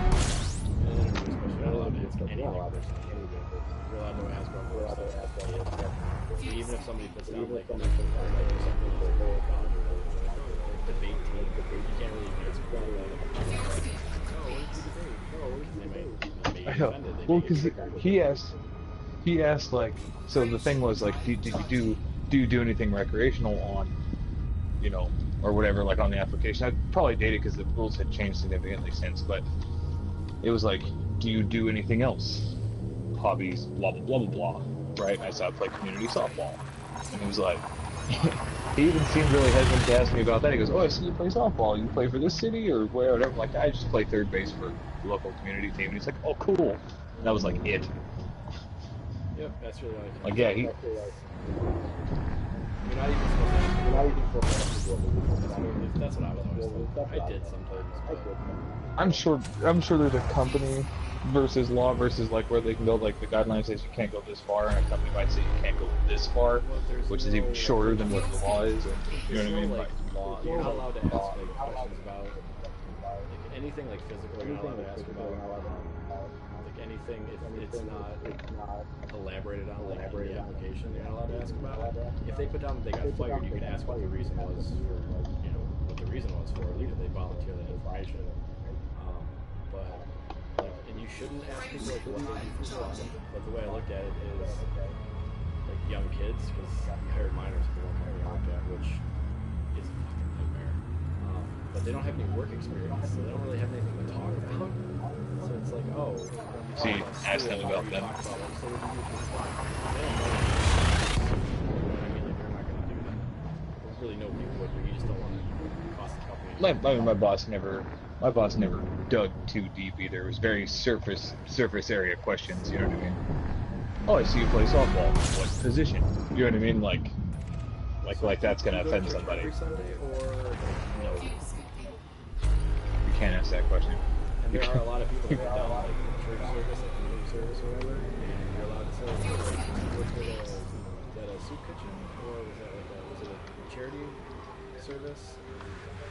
They can just say yes. Is that about as far as you can go? Pretty much. Yeah. If it says anything religious, you can ask like. But you have to use your head too. Like if they say they were an altar boy, don't ask about it. Like don't comment on it. It doesn't bear. It's not relevant to the interview. Just say okay.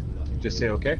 Just say okay. And That's then just information for you because they can write whatever they want. I mean, you're not allowed. Well, and to he did kind of ask me about like myself. Tell me about yourself. I'm like, what do you want to know? Myself is a long story, dude. What do you want to know? And that's why if you fill out a job application, it will say like it'll either be like a physical like section you have to initial, or it'll have like boxes that you have to check that'll say like, are you able to lift 20 pounds over your head? And they ask it on the application because I'm not allowed to ask that in person because it can be considered like age discrimination or gender discrimination. Well, because I'm a girl, I can't lift 20 pounds. Exactly. No. Yeah, no, that's happening. No. That is happening. I'm just asking you if you can. God damn it. Like, You think because I'm fat I can't lift 20 pounds? Yeah, that's happening. And that gets people in trouble. you're like, that's not what I said. I just want to know if you can. That's why God the damn same it, yes or questions no. are all the applications. That's the shit that you're not allowed to ask in person.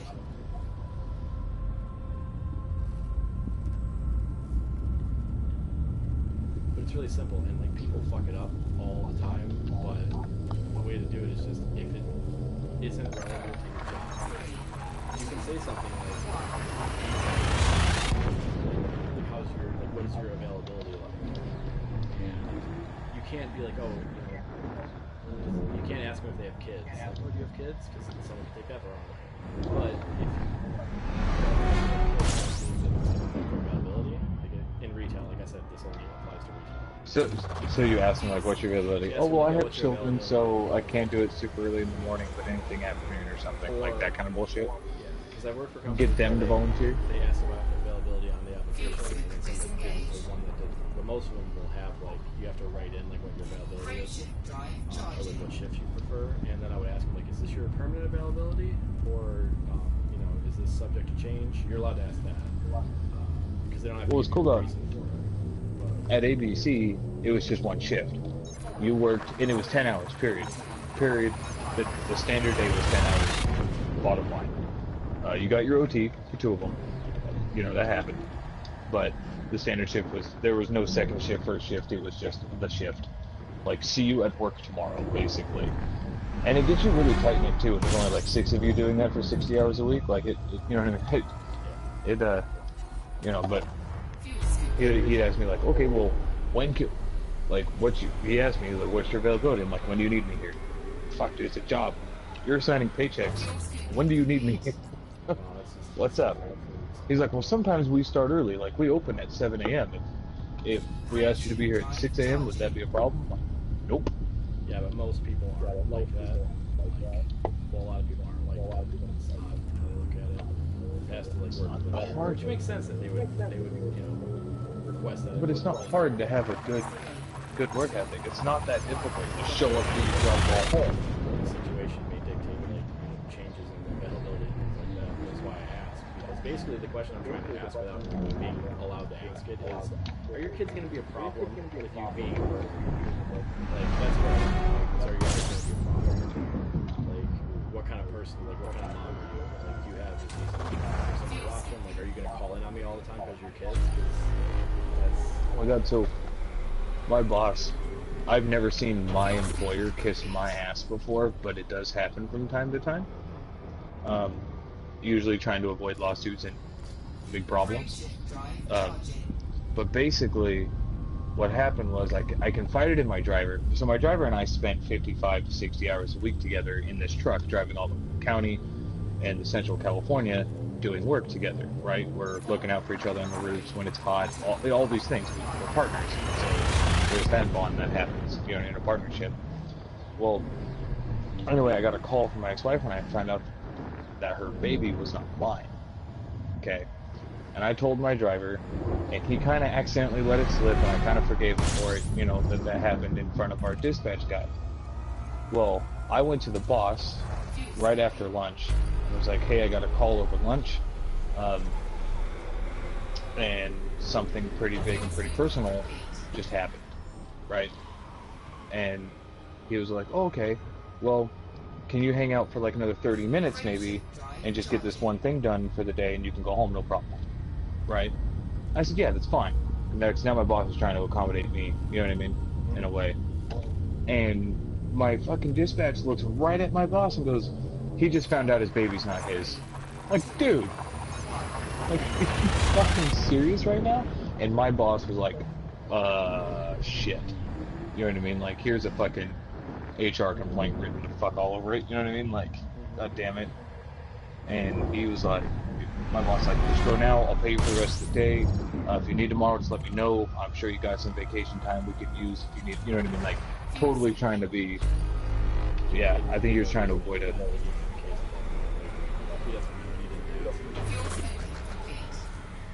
Yeah, but, you know, it's not, but it was the other guy telling my personal information to anybody. That was the problem. It's not the boss himself directly who has the issue, but one of his managers, one of his employees is causing an issue which ultimately will snowball back at him. You know what I mean? But oh yeah, actually when I decided, I was like, no, I'll do the 30, I'll stay the extra 30 minutes, 45 minutes, I'll get that done and then I'll head out. You know what I mean? Because it wasn't the end of the world, but I had to go to the courthouse, and we were like 2 hours from the courthouse. It was going to close because the determination of that paternity test decided where I was going with how this divorce was going to proceed. And so I was like, I gotta go to the house the fuck right now, right the fuck now. You know what I mean? Get this started. And when I heard him shouting at the other guy in his office, the other side of the showroom, while I was outside on a forklift. I'm like, god damn. Like, he got his ass chewed. I just left for the day. Like I told my boss, I was like, listen, I'm not gonna explain what's going on, but I need to go right now. And he was like, yeah, dude, just go. He saw that he seemed fast. Well, my boss, and it was really cool. I mean, but there's only 6 of us doing what we do, and it's a lot of work. Like, it's probably a good 12 people, 10 people worth of work, you know what I mean? And there's 6 of us, 4 of us which are gone for 10 to 12 hours out of the day out on the trucks working.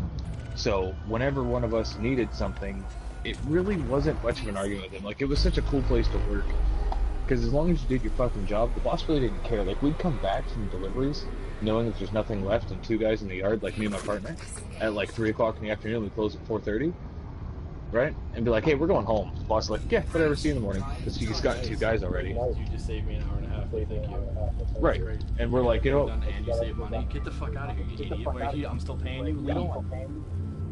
Well, he would keep paying us if we decided to stay. He goes, hey, when you guys get back, can you work the yard? But we'd be like, hey, we just got Yeah, done so you like had been doing stuff. 6 roofs and it's 102 outside. Like, you came back and you would actually, like, you knew you were actually going to be working. Yeah, we'd be pulling orders for the next Exactly. day, Like, straight you'd up the be warehouse, like, putting you'd actually be saving him material the away. Save Yeah. exactly. I was wondering why bosses are resistant to people leaving early. Like, I always wondered that. It's like, But if everything's are your done, daily tasks done?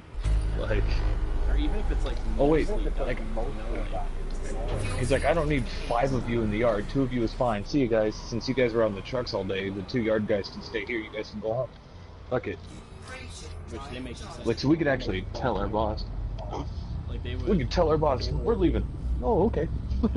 I almost got fired when I was a store manager. I almost got fired from my company, which I've almost been fired like a bunch of times, but that's just what happens.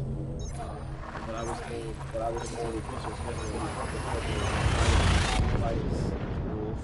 well, mine was new. Theirs was just like Friday by like 5. They closed it like business. Like, basically, when the bank closes, your schedule has to be posted. And then I got a call Friday morning, 9 o'clock in the morning. I got phoned into a conference call, and they told us that like, they went through each store, told us how many hours we had to cut out the next schedule. But I'd already had my schedule posted for 2 days, and they wanted me to slash like it was almost like 20 hours, like 19, 28 hours that week. And I was like, no, I'm not going to do that. Like, my schedule is posted, and it's the final version. Technically, you have until I'm like, yeah, but I'm not going to do that. Like, that you're basically making me like an eliminated employee for a week. I'm not going to do it. Like, it doesn't work for me. Like, I can't work thin enough as is. Like, I'm at the bare minimum here. Like, you can't make me cut more. He's like, well, I mean, I just want to came to a problem. I'm going to do it anyway. This, you know you're being ridiculous, and I understand that. And I'd really loved if you went to bat for us to make sure that like the stores that need the hours can do that. Like, dude, I'm gonna 50%. Don't slow me down. Like, I'll make your money back. Just give me another week, you know. Like, I get called out a regional manager and got written up for insubordination. Yep. Misappropriation. Never done. It was really cool. Like with my old boss, it was probably borderline inappropriate, the relationship we had. You know what I mean? Like all of us, because we're just really tight knit. Like I said, there's so few people doing so much work that we just, I don't know. If that makes sense. Does that make sense? You know what I mean? Like. Yeah, dude, you're describing my life. So anyway, like the boss would go up to bat for us constantly when the managers, like the higher ups, like, hey, you guys gotta let someone go. My boss figured out I don't know how the fuck he did it, but he saved all of our jobs. You know what I mean? And just when he would do shit like that, or if it's like, hey, boss, I need to take the day off, like, short backstory. Basically, we get 2 weeks paid vacation a year, but we make more than that in a year, right? So he would somehow work it so that we can have days off using our vacation days that are over the 10 days, you know what I mean, or whatever, and then that wouldn't affect our actual 10-day vacation. We decided to take one. So if we just needed a day off for the DMV, he would figure out how to use one of our over vacation day things to pay us for the day and all that shit. And because he did shit like that, we worked really hard for him. You know what I mean? When it was time to go to work, we busted our ass because our boss could, at least out on the outside, the surface, our boss appears to care for us. So our boss is doing cool shit for us. So why don't we bust ass for him, and if we just mutually benefited And That's a good crew. I wish I had more crews like that. For the most part, it's people who they can have the same schedule, like roughly, like they can be happy with their schedule and be aware that like, things might change around. In the instant I can schedule them like an hour outside of what they want, even though I'm accommodating all the time. I've approved more days off. I've only rejected like a handful of days off ever. It's usually just like and then these people would pitch a fucking fit when I've done nothing but try to help them the entire time I was there. Like, yeah, it's bad. Like, dude, people are so bad. People wonder why I'm so fucking cynical. Go do what I was doing. And I don't have faith in humanity left over. I don't fully understand it too. Like my boss, he would be like, if your boss does anything for you, you need to understand that your boss is doing something for you. Like he's trying to help you out. You know what I mean? Because you keep your employee happy, that employee's going to work a whole lot harder for you. That's a fact. Yeah, well, some people will. Some people just take advantage of it. Oh yeah, not us. But no, not you guys. Well, small crew, like hand-picked people. Like you weren't like a Walmart, like a Target. Like it works differently there. It's just different. Yeah, because it was like if one of us called out or one of us couldn't make it, everyone's workload just got twice as hard. Yeah. So trying not to screw your friends, you know what I mean, at the same time, but you need to get your shit done. It made that small crew, that little tight-knit unit, if you will. My boss was fucking cool. Like, one time we were supposed to do a day, he goes, hey guys, tomorrow's going to be like 12 hours. And it's Friday, and I know I said you guys can go home early. But basically a customer called my boss out on his bluff. So my boss didn't want to deliver. This customer had been an asshole for like a month. And the boss didn't want to deliver his material. Right? And he goes, okay, well, according to company policy, you've reached X amount of credit, because, you know, we're a wholesaler, so we're owed money from people all the time. You know, we have an account with us. And basically, he was like, oh, we can't deliver your roof unless you pay the $28,000 and somewhat, $28,000 in full before we can deliver your roof. The customer came in at 4 o'clock when we closed at 4:30 and gave him a check for the full amount that he owed. The boss is like, you called my bluff, guys, and unfortunately, y'all have to pay for it now. And tomorrow's going to be like a 12-hour day. And we're like, fuck, alright. So we're like, can we start at 5? The boss is like, we don't open until 7. Like, can we start at 5? The first truck's gonna roll out of here at 6 a.m. We can be on the roof by 7. You know what I mean? Like, let's try to knock this as early as possible. If we're out of here before dark, we'll be happy. And the boss is like, yeah, I guess. Well, that 12-hour day turned into 15. It just ended up being just way too long of a day. And so the boss at the end of the day, it was like probably 7 o'clock at night. We were on a roof in the dark, by the way, not allowed. But we were on a roof in the dark, and he took us all out to the fucking his local barbecue place, bought us a bunch of beer, all kinds of shit. I don't know if he gets a write-off for that, like taking his crew out. Probably not. Because ABC as a company allows the boss to do this every once in a while, and he actually used the ABC's credit card, which apparently is allowed. Yeah, Apparently. I don't really know how it was always like a specified amount of money for anything. Like, you weren't supposed to buy stuff without permission.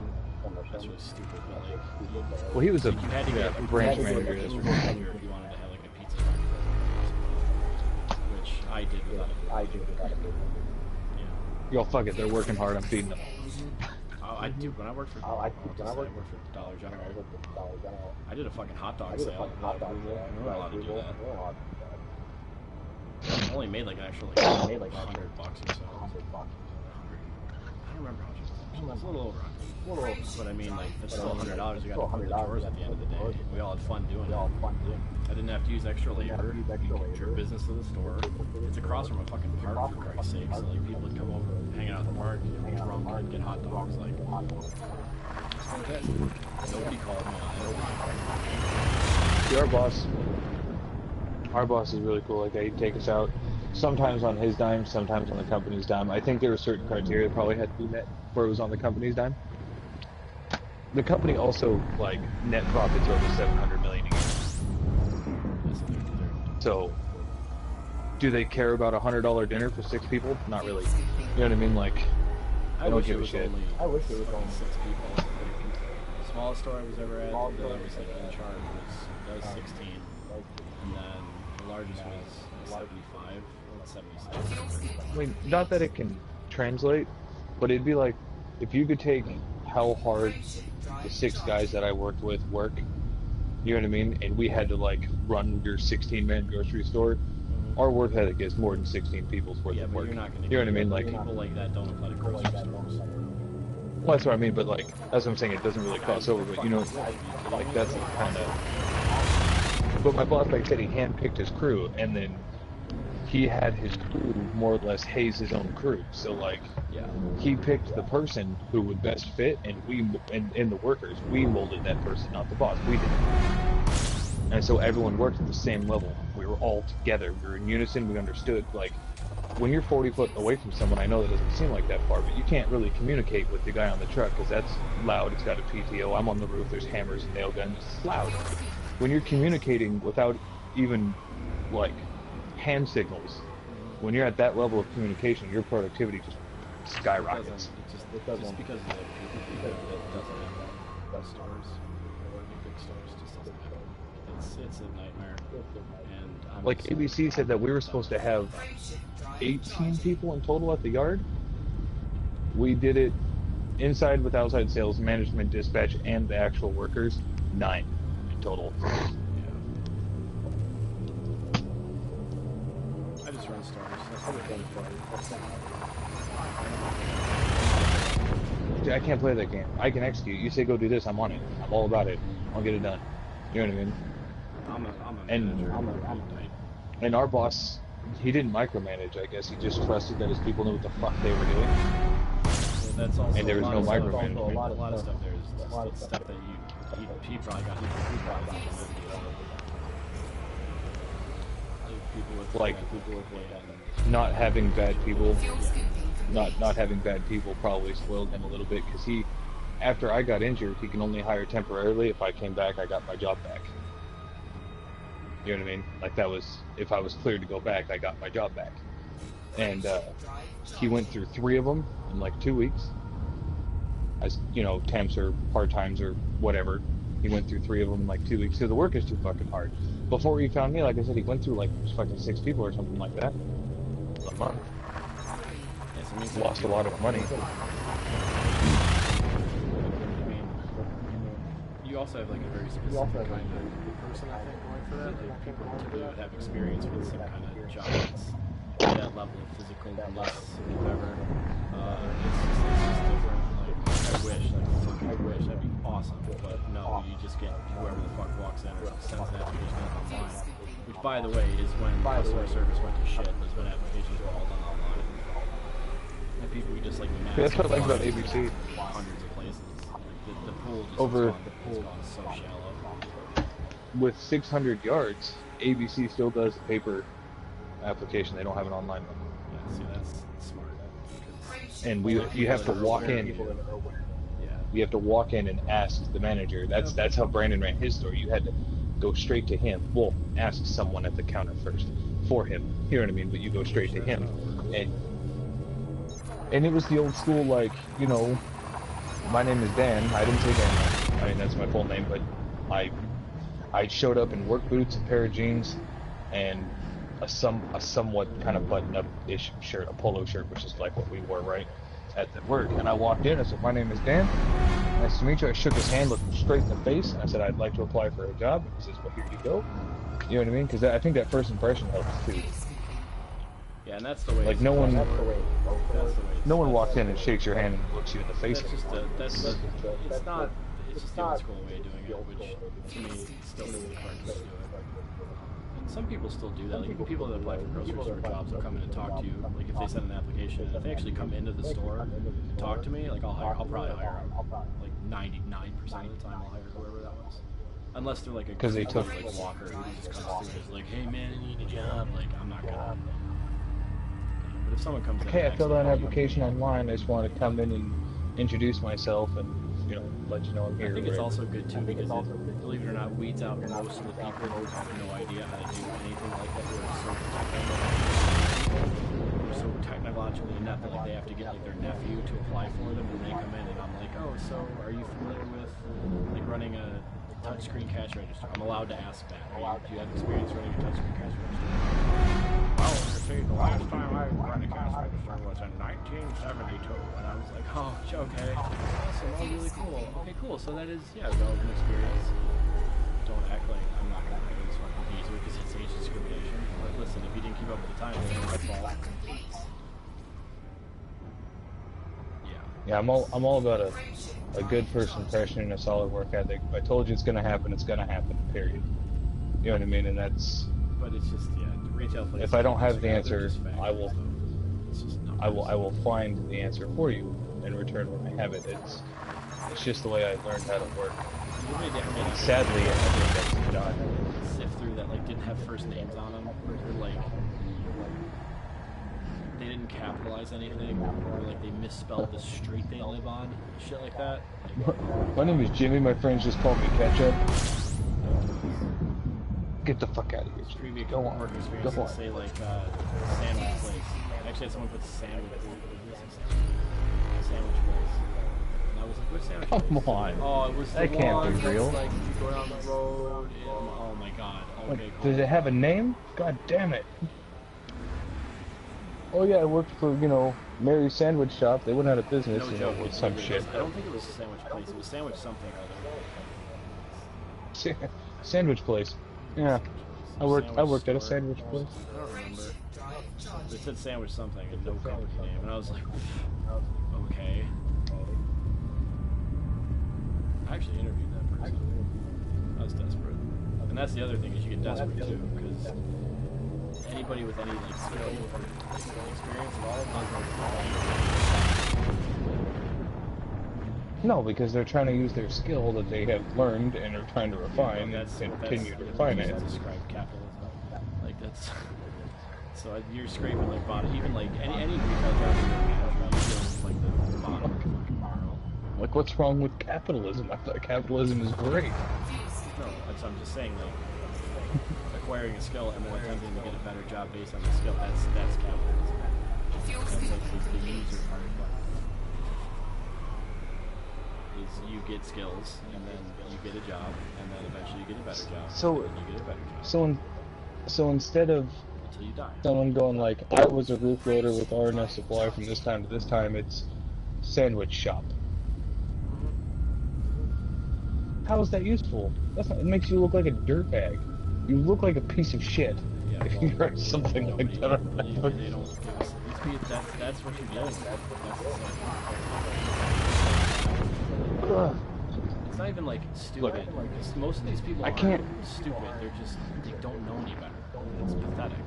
It's sad. Like, I can't claim to be old school. I'm just about to be 27. What, next Sunday, actually. I'll be 27. That's a thing.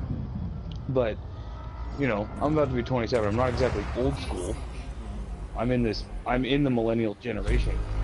I can't identify, by the way, with my generation. It doesn't make any fucking sense.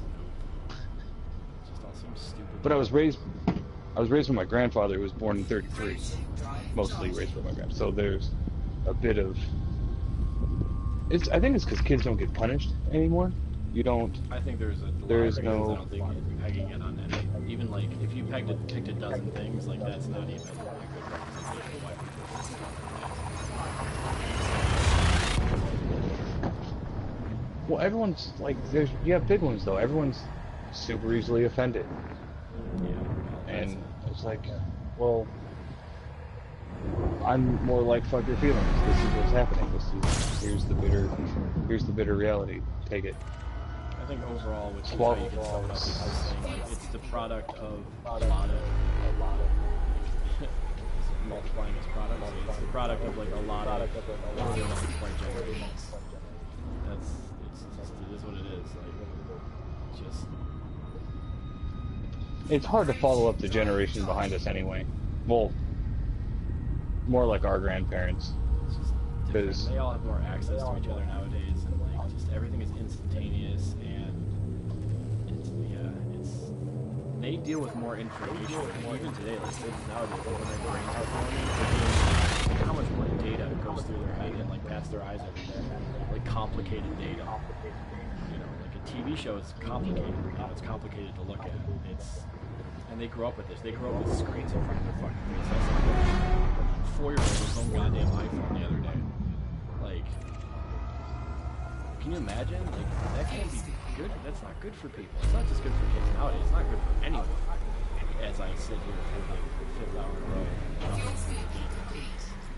Yeah, that's. I'm like, yeah, we're not exactly. I'm not saying I don't partake in it. I'm just saying that I have, I can actually see I understand it. I get it. But it's not good for But it. I go outside and I have a job and I work with my hands, and I'm most not people always will. very. Most people do. Like, most people still, they go outside, they play with their friends, like most kids do. When there's too much. It's like they're on They have to Overstimulated? Their brains have to They're operate like overclocked since the moment they shoot out of the pussy. Like they're just 24/7, like having to absorb all this information. Like our hard drives are meant, like our brains haven't gotten that much more powerful. Like our technology has exceeded the power of our brains to really like understand all of it. So like all these kids are born into like this weird like internet meta that we fucking helped create. We all helped create, by the way. Like we are responsible for, not us specifically, but everyone is responsible for the way that it is now. It just sucks it has to be like that. But people still have a choice, but you know. But if you don't know any better, you you don't think you have a choice. Is not being able to do anything about it. Like there's nothing you can do about it. You can't. Right. People aren't just suddenly, like generations aren't just suddenly going to have especially where most of the population is, you know, we have such a huge impoverished population, poorly educated population. There are huge like tracts in the country where people can read at like the fourth grade level better than that. You know, like, that's the reality of it. And those people are still better off than 90% of the world. Like you're still better off than like, you know, if you were born in India. They're disconnected, and that's why. Like our bottom of the barrel is that's like a top 100 kid in India, you know, like just silly. But it's weird, like it's just becoming, the world is becoming less and less real, and that's all there is to it. It's becoming like pretty soon it's just you're gonna be born, you're gonna get plugged into a fucking machine that just has a screen in your brain, and then that's gonna be your life. It's just, eventually it's just going to be a That'd be cool. I can lean forward, I can lean backwards really far and dodge bullets. Think about it, like 50 years ago, if you were to tell somebody, hey, in 50 years, which would have been what year? Which is 1957? Like, if you told my grandpa, my dad was born in 56, like, hey, you see that 1-year-old right there? Well, in 50 years, he's going to have a little square in the palm of his hand that he can literally read any book that's ever been written. He can listen to any song that's ever been recorded, ever. He will be able to look at other people with little boxes in their hands in real time as they do things in other parts of the world. Like, he's going to be able to watch video streaming on his fucking phone. And he's going to be able to make phone calls, which is still a miracle to you. It's not going to have a wire. And it's an unlimited source of information, and they'd be like, you're out of your fucking mind. Like, that's ridiculous. Like, no, this isn't Jules Verne, like, go away. So, like, the craziest idea that you have for what the future's gonna be like, you're totally talking. Like, this is all some science fiction shit. Like, we're exploring a 2-scale representation of the galaxy in fucking spaceships on the internet together on opposite sides of the country at the same time. Do you have an idea how, like, try to explain that to someone in the 50s, like, holy shit. And the cars Watch their head explode. I feel fucking gypped. So, like, shit's gonna get weirder before it gets, like, it's gonna get exponentially weirder every generation. Just look at how it's been. Like, 30s, 40s, 50s, 60s, like, you see, like, it's more of a gradual change, and now it's, like, the last 10 years even, like, how much the world has changed. How much our perceptions and our preconceptions have changed. Like, it's ridiculous. Exponentially, and it's because of the internet. Human beings have always strived to connect with other human beings, and now we can do it in the world.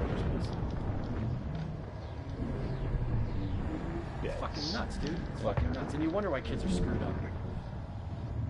They're little goddamn. Right? They come out. They're just to exist in this world. They have to turn into fucking robots. And we wonder why like ADD is a thing. We fucking wonder. Like, you broke the child. You broke it. People, and the sad thing is, people are still making like parenting books and like giving people advice on parenting. I'm like, dude, there's no right answer anymore. Like, there's none. Like, there's too many of us. There's no solution to any of your problems. Sorry. It's all of our fault. Our bad. We did this. We fucked ourselves. We did. I hopped off the middle bullshit with you for a second. We said just fucking demand and demand and demand. And then bitch when shit didn't work.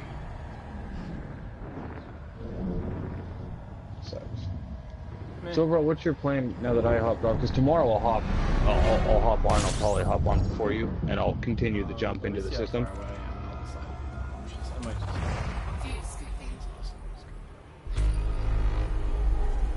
And I kind of want to go read something. Fuel scoop Ooh, disengaged. you fancy book learning. I don't need your fancy book learning. Well, I just got Tina Fey's newest book on ebook, and I want to read it because she's really funny. And, like, really, really smart. Like, surprisingly. Read a book. Fuck, more people should read books. Well, dude, I don't really. read like a book. I have a fucking Kindle. Are you kidding me? I don't paperback. That's old school. I don't do that. I'm 2,400 out. I'm just gonna save it for tomorrow. Just pick it up tomorrow.